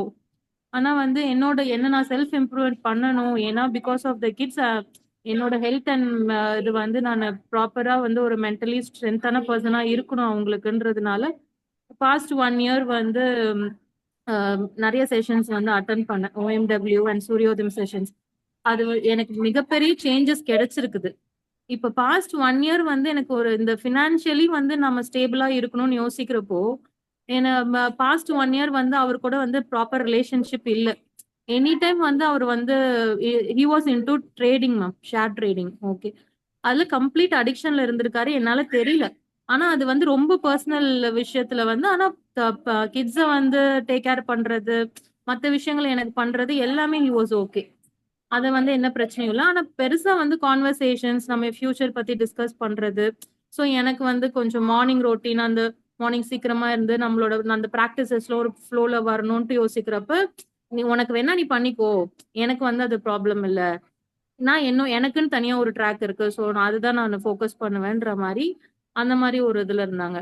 சரி, நான் அவங்க சரண்டர் கிளாஸ் அக்செப்டன்ஸ் கிளாஸ்லாம் இருக்கிறப்போ ஆல்மோஸ்ட் வந்து எதுக்கு இந்த லைஃப் வேணும் நமக்கு, நம்ம வேணா நம்ம ஆல்ரெடி வந்து ஒரு 4 டிகிரிஸ் இருக்குது, ஸ்டில் வந்து என்னால வந்து என்னோட பிஹெச்டி வந்து கம்ப்ளீட் பண்ண முடியல. ஸோ அந்த மாதிரி ஒரு ஸ்டேஜ்ல இருக்கேன். ஏன்னா பசங்களையும் வச்சுட்டு என்னால எல்லாத்தையுமே mentally I'm not getting through. எப்படி இருந்தாலுமே சரி, நம்ம லோ பாயிண்ட்டுக்கு இருந்தா கூட எப்படியாச்சும் மேக்கப் பண்ணி நான் என்னோட சின்ன சின்ன என்ன செல்ஃப் இம்ப்ரூவ்மெண்ட் பண்றதுக்கு என்னென்ன ப்ராக்டிஸ் பண்ணணுமோ மெடிடேஷன் அந்த மாதிரி விஷயங்கள் எல்லாமே பண்ணிட்டு இருக்கேன். ஸோ அவங்கள வந்து எப்போ அக்செப்ட் பண்ண ஆரம்பிச்சோனோ ஒரு 2-3 மந்த்ஸ் நல்லா தான் மேம் இருந்துச்சு. பட் வந்து அவரோட ட்ரேடிங் விஷயத்த என்கிட்ட வந்து எதையுமே ஓப்பன் அப் பண்ணவே இல்லை. இது இப்போ எங்க வந்து விட்டுருக்குன்னா he has lost 1.7 crores into trading. 1.7 crores ட்ரேடிங்ல விட்டுட்டாங்க பை தேர்ட் பர்சன் மூலியமா. அந்த தேர்ட் பர்சனை வந்து ஹீஸ் ட்ரஸ்டட் சோ மச். அவரு வந்து இவரு சீட்டிங் பண்ணிட்டாரு. அவங்க பிசினஸ் ஃபண்ட்ஸ் எல்லாத்தையுமே தேர்ட் பார்ட்டி பிசினஸ் ஃபண்ட்ஸ் எல்லாத்தையுமே வந்து இந்த ட்ரேடிங்ல போட்டுட்டாங்க. என்கிட்ட என்னன்னா எல்லா ஜுவல்ஸ் ஆல்மோஸ்ட் ஒரு 80 to 90 செவரன்ஸ் எல்லா ஜுவல்ஸுமே வந்து என்னன்னா பிசினஸ் பேமெண்ட்ஸுக்கு வேணும் வேணும்னு சொல்லிட்டு எல்லாமே நான் பிலீவ் பண்ணி நான் கொடுத்துட்டேன். இப்ப எனக்கு என்ன கஷ்டம்னா யாரோ ஒருத்தவங்க வந்து உங்களை சீட் பண்ணியிருக்காங்க. பட் என்னை வந்து தெரிஞ்சுதானே நீங்க சீட் பண்ணியிருக்கிறீங்க. இப்போ நான் இந்த இந்த இந்த குழந்தைங்களுக்கு வந்து அப்பான்றது ரொம்ப முக்கியம். இப்ப என்னால வந்து விட்டுட்டு ஓட முடியாது. ஆமா, அதே அதே சேம் டைம் இப்போ நீங்க உங்க கிளாஸஸ் எல்லாம் அட்டன் பண்றதுக்கு அப்புறம் எனக்கு என்னன்னா சரி ஏதோ ஒரு டிஃபிகல்ட் சுச்சுவேஷன்ல காட் போடுறாரு மேபி வந்து. ஆனா என்னோட பர்பஸ் என்னன்னா நான் என்னோட சொசைட்டிக்கு வந்து நிறைய விஷயங்கள் பண்ணணும்ன்றது ஒரு கோல் ஒரு சைடு இருக்கு எனக்கு. ஆனா என்னோட பர்பஸை நான் விட்டு நான் வெளியில வந்துட்டேனோ அதனாலதான் இந்த மாதிரி ஒரு சுச்சுவேஷன் எனக்கு வருதோ என்னன்றது நானே நிறைய செல்ஃப் அனலைஸ் பண்றேன். ஆனா இது இப்போ சரண்டர் பண்ணி ஒரு ஒரு ஸ்டேட்டுக்கு வந்தா கூட என்னால அந்த ஒரு விஷயத்த வந்து அக்செப்ட் பண்ணிக்க முடியல. எதுக்கு நம்ம இவ்ளோ லாயலா இருந்துமே தெரிஞ்சே ஏன் நம்மள சீட் பண்ணணும் யாரோ ஒரு தேர்ட் பர்சனுக்காக. So what is thing I am being here அப்படின்ற மாதிரி ஒரு சுச்சுவேஷன் வருது மேம். நெக்ஸ்ட் வந்து இன்னொன்னு என்னன்னா சரி இது ஒரு சைடு இருந்தா கூட நெக்ஸ்ட் வந்து நீ அங்க போ ஒரு நிமிஷம் அங்க போ தம்பி போ அங்க போ. இதெல்லாம் வந்து ஒரு சைடு இருந்தா கூட நான் வந்து எல்லாத்தையுமே வந்து ஒரு நிமிஷம் அங்க போ ஒரு நிமிஷம். நீ அங்க இரு நான் பேசிட்டு வரேன். You carrying him and keep him on your lap. No ma'am, they won't allow me to talk ma'am. Actually இப்போ இது ஒரு சைடு இருந்தா கூட இப்போ என்னோட இன்லாஸும் வந்து ஹெல்ப் பண்றாங்க மேம். இப்போ பிசினஸுமே இப்போ இந்த ட்ரேடிங் இந்த அடிக்ட்னால ஆல்மோஸ்ட் ஒரு 15 இயர்ஸ் வந்து ஒரு ஹோம் அப்ளையன்சஸ் பிசினஸ்ல இருந்தது வந்து அதுவுமே இது எல்லாமே வந்து அவரோட மொபைல வந்து தெரியாம நான் எடுத்து பார்த்து இப்ப சைபர் கிரைம் வரைக்கும் வந்து நான் கேஸ் வந்து கொடுத்துட்டேன்.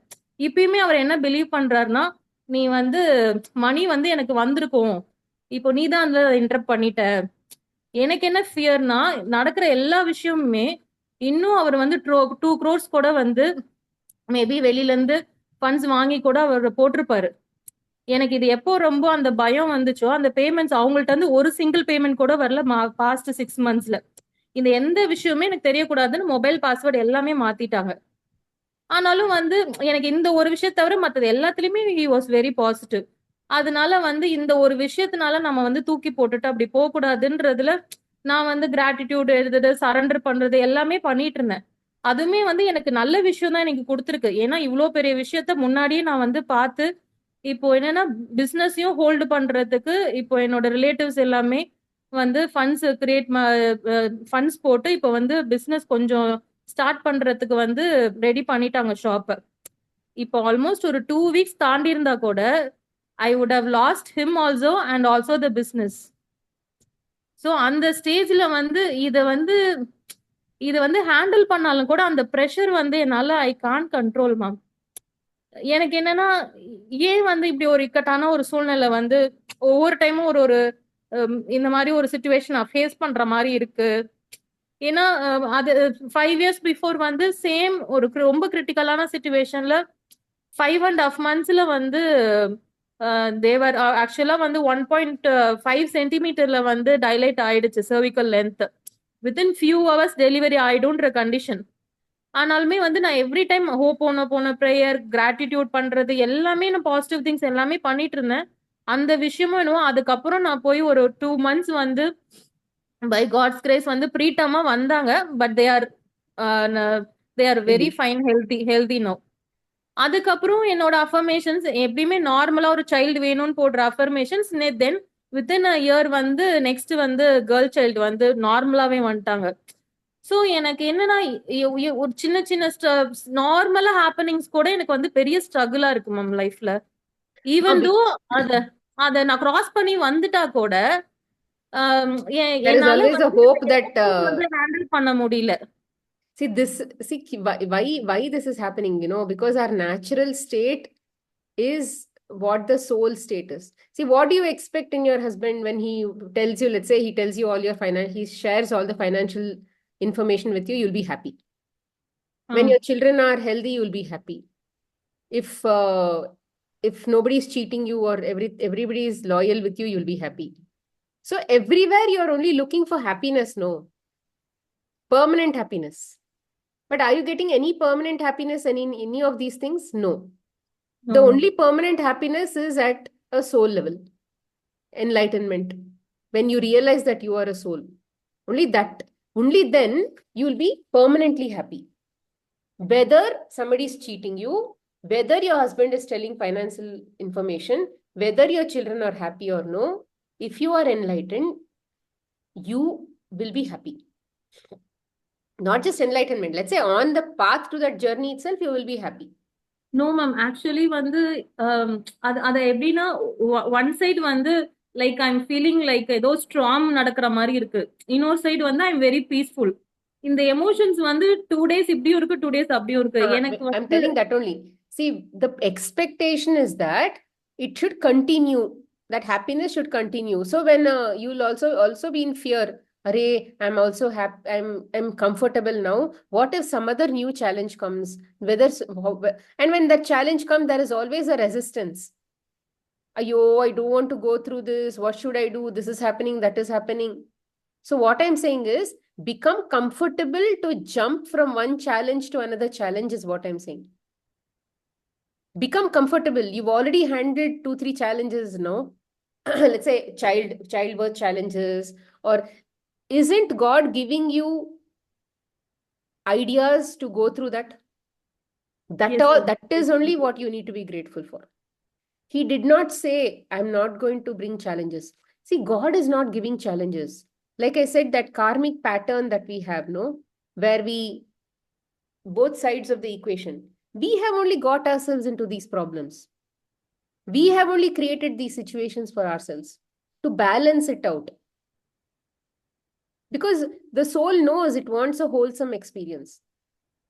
So if somebody is cheating, from your perspective, if I speak, there is a husband who's bringing in money.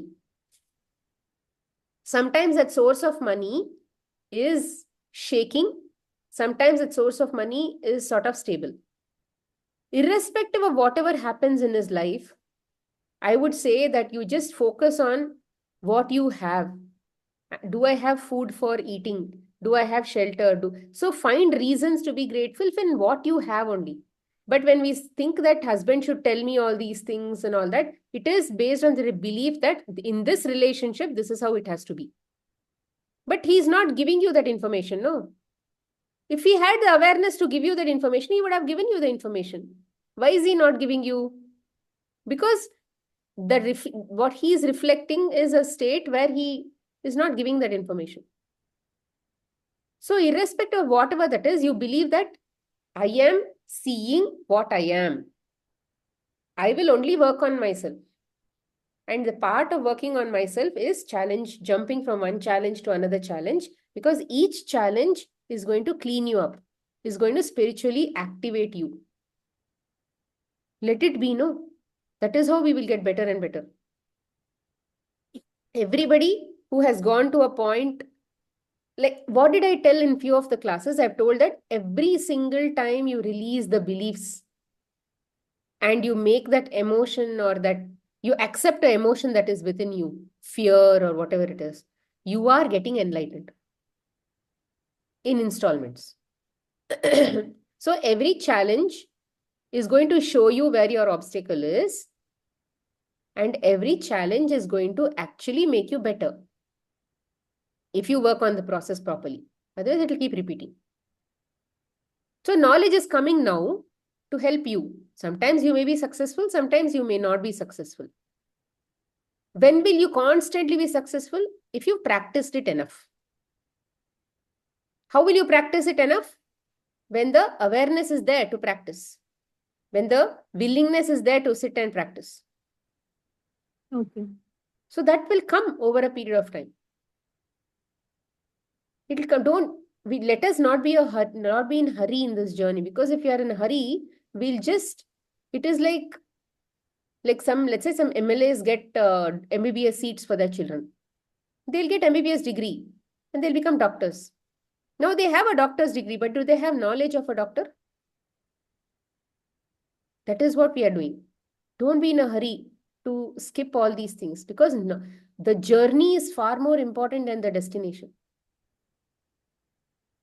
In that journey itself, you're going to learn. In that journey, there will be lots of challenges, because every challenge is an opportunity. It is uncomfortable. Challenges are very uncomfortable because it makes us feel unhappy. And unhappy is not our natural state. We don't want to be unhappy. We want to run away from unhappiness. But in unhappiness only, we will learn how to get to happiness. We will not reach that pure Satchidanand state unless we understand every single happiness and every single challenge and realize that it is impermanent. It will come over a period of time. We will not even go to Satchidanand state. For now, we'll just focus on the small things. So, if you are in your comfort zone, we will always want to be in our comfort zone. Always happy, husband is happy, everything sharing is happening, husband is okay, he's having a nice shop, business is going on well, all relatives are coming home, festivals are happening properly, children are studying properly. Tell me, what are you learning in this journey then?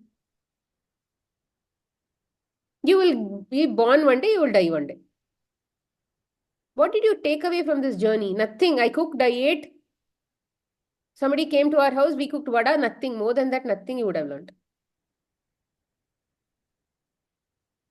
So the whole journey is, when the challenges come, how do I apply that knowledge?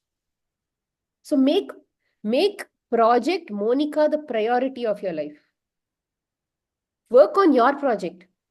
If you're working on your project, if you're working on your exam, let the other things are not exam. You are the exam. You think that you can control your husband. You're wishing all of these things. Yeah, every wife wishes all that from their husband. But no, he will change, provided you change. It may take even 2 years between you changing and him changing. You working on yourself and him changing. It may take even 2-3 years. But changes will happen. There is no way a reflection can be something else and you are something else. In my own life, between me and my husband, the same thing he will do, at least 3 years apart. If I have walked, let's say I was in this point, he will be in the same point 3 years later. But before the 3 years, he will be totally opposite. But in that 3 years, I would have worked on myself in installments. And then eventually, it took 3 years for me to actually see a good reflection.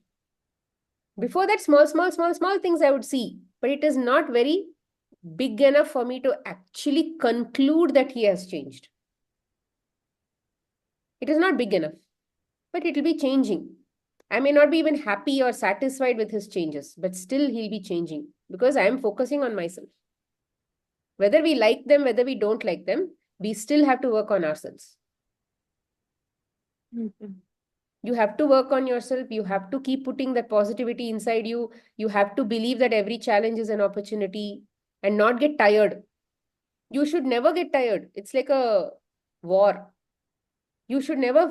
It's in Ramayana, they say that those monkeys and all of those people, they never used to get tired working for Sri Rama.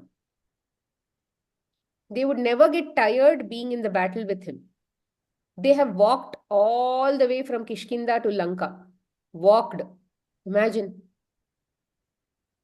They have crossed the ocean, all walking. How much they would have walked. Just living on berries and fruits and this and that on the journey. Why would they do something for somebody? Because of that. That is what is the commitment that you have to have towards yourself, the God inside you. that irrespective of what, I will not stop serving you. You have that commitment for that God that is inside you, and do everything to put positivity inside you so that the negativity inside you can just get suppressed. It will not go away. It will get suppressed. The demons inside you will only be suppressed. They can't be killed. So have enough positivity so that they never wake up. If they are showing up in front of you, it is because that positivity is not so big inside you, inside your conscience yet. The habits, other habits are strong enough, which is why it's reflecting outside. Not just in your life, all our lives. So we just have to keep putting that positivity inside us, stay connected to God, keep doing our sadhana. All that only I'm telling. Since this class, that only I'm telling. There is no way out of this. We can't stop. We can't get demotivated in this journey. Yes, 1 or 2 days we may be demotivated, but let it bring us back to that path. If you have to see these videos again and again to be motivated, keep seeing the videos.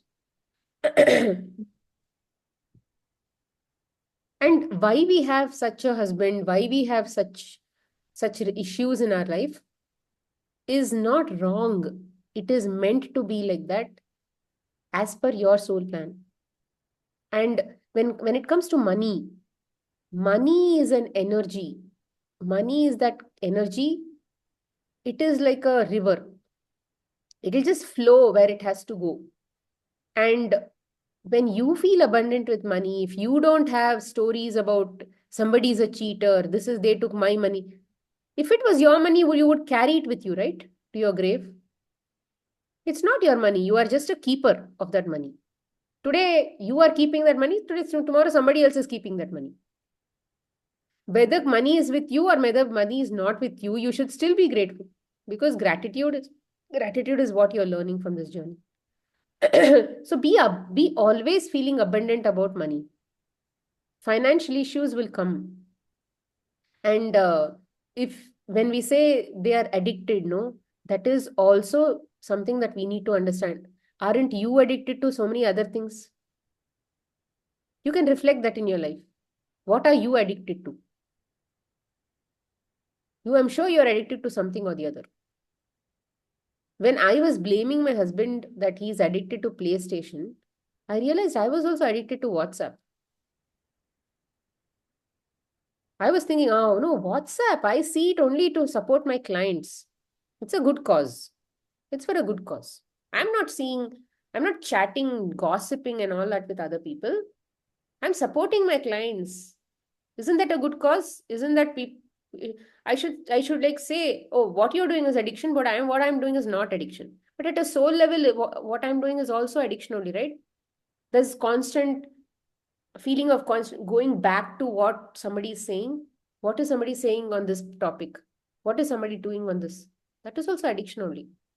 Why am I not sitting and then working on, let's say, connecting to God at that time? Or while seeing WhatsApp, am I thinking about God? No, I'm not thinking about God. So these are also, it will never happen in front of you unless you are also in that path. But it may not look like that. When I spoke about lies, I told that only. I may have told lies believing it is the right thing to do. He is also telling lies because he thinks it's the right thing to do. And somebody cheats them because he would have cheated them in some life. It's not about cheating, it's about that opposite experience. A soul always wants to complete that experience. So money is just exchanging hands. Maybe not in a moral way. But it's just happening in your reality. It is not happening directly in your experience. It is happening through your husband. It's like a story that is coming to you. But when it comes to you as a story, like this is happening in his life, then all that you have to think is, what are my reactions to it? Am I in fear? What are the emotions that are getting triggered in me when I hear all these things? Ma'am, actually, I'm not in fear, ma'am. I just want to make him realize he has been not he's not being grateful How will for you the do that? Tell me. He's a POSC. He can't be changed. even though I'm still grateful, still I could manage and still I Correct. can afford You five have more. done that. But You have done yeah, a lot of work from your side through awareness and all that. But how can you teach him? that I don't know, ma'am. You can't. You can't teach anybody. That's what I've been telling. You can't teach anybody. You can tell, but from a place of surrender because you want to tell. But there will come a time when you don't want to tell only. You know that whatever is happening is already right. But until that point comes, tell because that is, if you feel that is right to tell him. But go from a place of surrender is what I'm saying. Don't expect him to follow what you're saying. Because when you go without surrender to him, when he doesn't listen to you, which is very natural when you're an ego, they will not be very receptive. You will again be angry. Yeah, that's what, ma'am. Again, you'll tell, why don't you understand? Can't you see it? It is very clear that you're getting cheated. Why are you doing this? No, you can't. I think I've told this story in Immortal Talks book. Hanuman actually comes to a tribal village every 40 years. And then the time when he is now supposed to come, the leader of that village actually sees him. He's supposed to arrive anytime. So now he'll see him. And now after seeing him, he'll come back to his house and he'll be telling his wife, hey, I saw Hanuman, he's already arrived here. He's Guru has already arrived here. Guruji has already arrived. All that he's telling. But his wife can't understand it at all.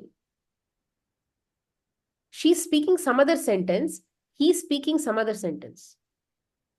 This is what we are. You want to tell him something, but he is actually not hearing you. And two people can be only in the same frequency and only understand the same things, which is why you need surrender.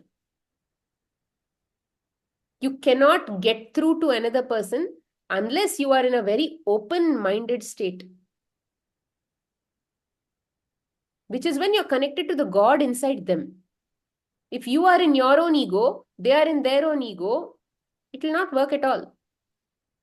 So, which is exactly why you're saying, okay, when you are doing your thing, stay surrendered and go. There are times when let's say there are situations where my in-laws wouldn't have agreed at all for something. But if when I've surrendered and gone to them, they would agree. There are times when my husband wouldn't have sent me to some places. But if I've surrendered and gone and asked something, he would have said yes. He would have said, yeah, why not? Because I would be okay even if he says no. I would have been okay with any outcome. So the best outcome that my soul likes would come, which is going. What I would enjoy would come to me. You will always attract what you love if you are in surrender. Because the universe wants to keep you happy all the time. It wants to restore you to your soul state. If you are in surrendered state, what your soul loves only is going to come to you.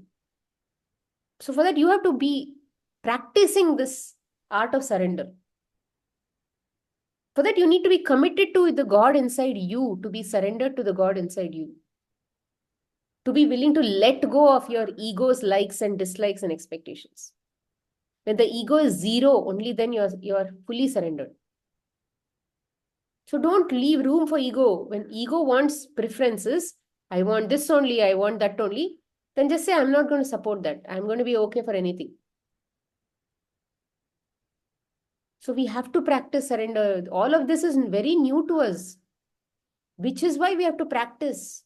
And where you will get plenty of situations to keep practicing this. We have to make it our life goal to practice these things. Make this the only project to practice. Not correct kids. Correct kids without expectations. Like again, so you're constantly applying all of these things that you're learning in class on the students who are in your house. Like they are props. They are like tools. You're using those tools and then you are learning whatever you have to learn. There is no other way. Because we don't know when challenges are going to stop. Challenges did not stop for Rama or Krishna also in this journey. This earth itself is like that. It's a karma bhumi. You will do karma, and then if you don't want the karma phala, which means if you don't want attachment, if you don't want to get entangled in this journey or in this journey to earth, if you don't want to come back, that means you have to be completely detached or surrendered to anything that comes. But once we are connected to something, it will keep coming back. Krishna was not in a connected place at all. He was always surrendered. He was always in that that kind of state. You know, Rama was like that. But challenges did not stop, no? Yes. See, Rama's life, he did not come here as a god. He never displayed himself as a god. He displayed himself as a very capable person. A person who had all of these morals, ethics, all of those kinds of things. He had principles in his life. He was very truthful. He was like a very polished person.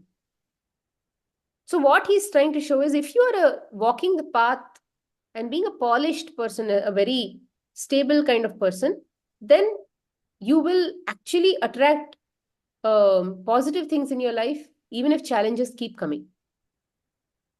The results will be very favorable to you.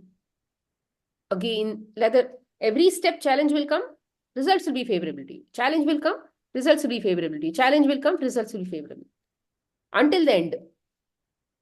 So he showed he showed an example of how to be a good human being by following some of these basic fundamental rules that I'm talking about. But Krishna, he also had challenges, but he was God. He claimed to be God. He was like, he showed that he was God. And despite that, he had challenges, but he again handled it with all of these processes. So process is something that we cannot forget. We have to follow these processes because at least that is something that only we'll get better and better. We can't control what is happening in our life, but we can definitely control how we approach it.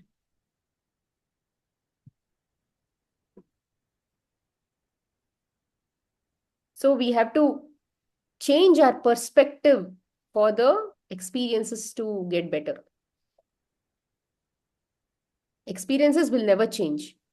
It means it will not stop coming because we don't know what all belief systems we have, right? They will constantly keep coming to show us what to drop. This is an obstacle, that is an obstacle. We are not in that state where we can stop rather expect them to stop showing, no? Are we there yet? We are definitely not there yet. So how can we expect it to stop? The POSC will constantly keep showing us the obstacle that we have towards our full self-realization. It will always want to push us to self-realization, which is by giving us installments in installments. Every time you go through this journey, don't do affirmations to make something go away. Don't do gratitude to make something go away. Instead of that, believe that it is coming to actually transform me. Have that gratitude for the experience, even a challenging experience to, wow, this is definitely coming to teach me something very good. I am open to learning something good from this. If you are like in that state of mind, then it will show you how to learn. And apply all of these principles that we are teaching in class. It will definitely help you. And to whenever you're free, whenever you're working in the kitchen, whenever you're in the bathroom, keep chanting. Of course, when you're busy with your children, household work, you may not be able to do. But whenever you're alone, when your mouth is free, when your mind is with you and you're not talking to anybody, children and all that, when they've gone to school, you are alone, you can definitely keep chanting. The more you bring chanting and connection to God, the more you remember that I am doing it for myself and all of that, it will actually help you. Okay. Sure, ma'am. Thank Thank you. you. Yeah, Manjula. Oh, 4 o'clock. Yeah, Manjula. So this is regarding, we have talked about this today's lie, right? We how to approach that from the place of from the place Go. where from which place it's coming up, whether it's coming from. So I also do this, Smita, to accept in a given situation or something. But when the last week session you have repeated, do not label or reason any of the experience. This will strengthen the cage. So from then it's like, if we don't give the reason, the acceptance becomes delayed. But based on your thing, if we keep giving up the reason, it will strengthen the cage. So I'm just saying this is a contrary, how to approach No, this. what I meant was, let's say, for example, when I say reason, when you're giving a reason, you give yourself a reason to accept it, not reason for ego to believe that. See, ego wants to always feel safe. For example, let's say I got a cold. There typical reasons that we give is, my daughter got a cold, that's why I got a cold. Or maybe yesterday, let's say, I ate in a marriage, that's why I got a cold. Typically, this is what people think of me. Or I ate ice cream, that's why I got a cold. Or I got drenched in the rain, that's why I got a cold. So these are reasons that the ego is feeling that, yes, it's okay to have this, it's okay to feel safe with this cold because of these reasons. If, let's say, you don't give any reason, there is always that feeling at an ego level, why did I get this? Why is this happening to me? But once you give a reason, your ego will shut up. So what I'm saying is, don't give that reason. You got a cold? Yeah, I had to get a cold, I got a cold. Like my husband was asking, like Saturday, Sunday, I had a cold. Yeah, okay, why did you get a cold? He asked me, why suddenly, why did you get a cold? I said, I don't know, I got a cold. Yeah, I think I had to get a cold, that's why I got a cold. Yeah, I also told some sentences like, yeah, last few months I didn't get a cold. Maybe it has all piled up. That's why I got a cold. That was also a reason. Then I caught myself. And next time when he asked me again sometime, I was like sneezing a lot. Why did you get a cold suddenly? He again asked me. This time I told, yeah, maybe I had to get it. That's why I got it. So don't give a reason. If you give a reason, there is a belief system that is inside you that you are actually reminding yourself and strengthening it. But definitely give yourself reasons to why is this necessary for you to accept this cold. Which means it's like, yeah, it had to come, that's why it came. So it's a good way for me to accept. But somebody else may say, yeah, I think I need to learn something from this, that's why it's coming. It's an acceptance. It's a reason for acceptance. Or let's say,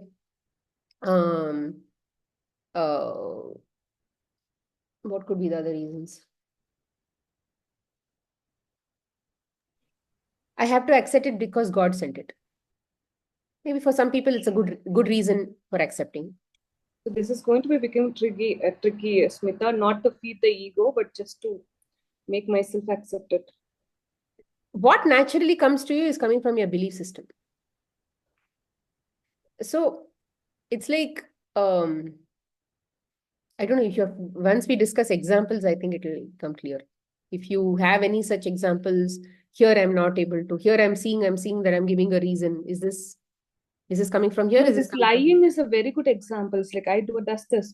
Like I see from the intention of another person, I will accept myself. It's okay. It was not an. It was not. okay It was a correct intention. But yeah, we have to think. Yeah, I actually lied, right? I lied. I did not agree to that fact. Rather, I avoided that fact. So it's a lie. For whatever reason you may have told this, but it's a lie.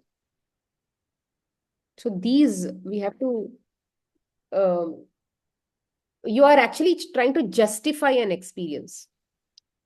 It doesn't, see, for acceptance to happen, you don't have to also give a reason sometimes, but it's for you, it is just a way for you to accept things the way they are. If you need a reason for accepting things the way they are, give yourself a reason for accepting things the way they are. But I'm not saying that give a reason. Hypothetical reason, don't give. Got it. I don't know whether I'm actually clear. Maybe I'm not putting the right sentences. But did you understand? I got it, Smita. It's like the first answer will be coming from my belief system. I should not feed my ego, but I should start seeing my answers also going forward when an experience coming up. For example, if let's say your children lie. Yeah, I know why she lied. She wanted that extra sweet, that's why she lied. That is a belief system. Instead of you can, to prove that, you'll probably go and ask her, why did you want the sweet? Just to prove your own belief system, whether it was right or no. Or another way to accept that is, oh, this is coming to me like this. You don't know whether it's a lie or no, but your belief system is telling it's a lie. Instead of going and pursuing that, in the now moment, just tell yourself, oh, I am actually thinking it's a lie. So which means that my sense of trust is to be worked upon. So your acceptance is more about self, but the ego part is more about you need some reason to be able to, I don't know, it's difficult to sort of put it in words. I think I'm not sure if I'm able to. If when we discuss this with examples, I'll probably know. I'll see if I can think about some examples and then come back to this. Sure. And I have one more small question, Smita. So you told, like, do not approach the food with discipline your senses without the hatred or of any negative associated with that food. But if I want to say no to the food, it not will come from the place of fear. It will not come from the place of negative. But I still think that I don't want to eat this food. This is an acceptance we're talking about, right? I don't need this. You should also understand why you don't need that food. If you want to eat that food, let's say if you eat that food, what will happen? What is the belief system that says something? So it became uncomfortable for my body. So that's the belief system I think I still carry for so many food. Yeah. But still I don't crave for it. I don't want to eat it, but it will come. See, in my experience, there is a state that comes at a mental level. That state will come. The food, especially with the diseases and food, I'm talking physical, when the body is your POC. So there, I personally believe that you still have to go ahead and discipline your senses and walk that path to get freedom from those problems first. Physically clean up the system and keep going on that path only. At some point, you will actually be able to come at a mind level because you are still just responding to your POSC. Take it as a message. Do what that message is trying to tell you. If, let's say, it shows you fear for some food, then just accept that fear. Whether you eat that food or whether you don't eat that food is immaterial. But you have accepted that fear that is within yourself, the belief system around that thing. So, which is what I told about the rice also. Okay. Thank you, Smita. Physical is not actually going to matter, but what matters is at a mind level, how are you approaching that? But it'll take time. Physically, we keep doing, let's say if you are on this detox path, no? So just keep walking on that path, and then wherever you can bring this acceptance and surrender for the food part, put. Wherever you can't, where you don't understand, just walk the path that comes naturally to you for now. Somewhere it'll all balance out. Okay, Chalo, we'll stop the call here. Thank you so much for this class. It's been a lot of talk and good learnings from this class. Thank you so much. To the Supreme God, we thank you for your divine blessings. To my spiritual teacher, to all the spiritual teachers, holy masters, all the saints, holy angels, spiritual helpers, and all the great ones, we thank you for your great blessings. Thank you. Thank you, everyone. Thank you for joining this class. Bye.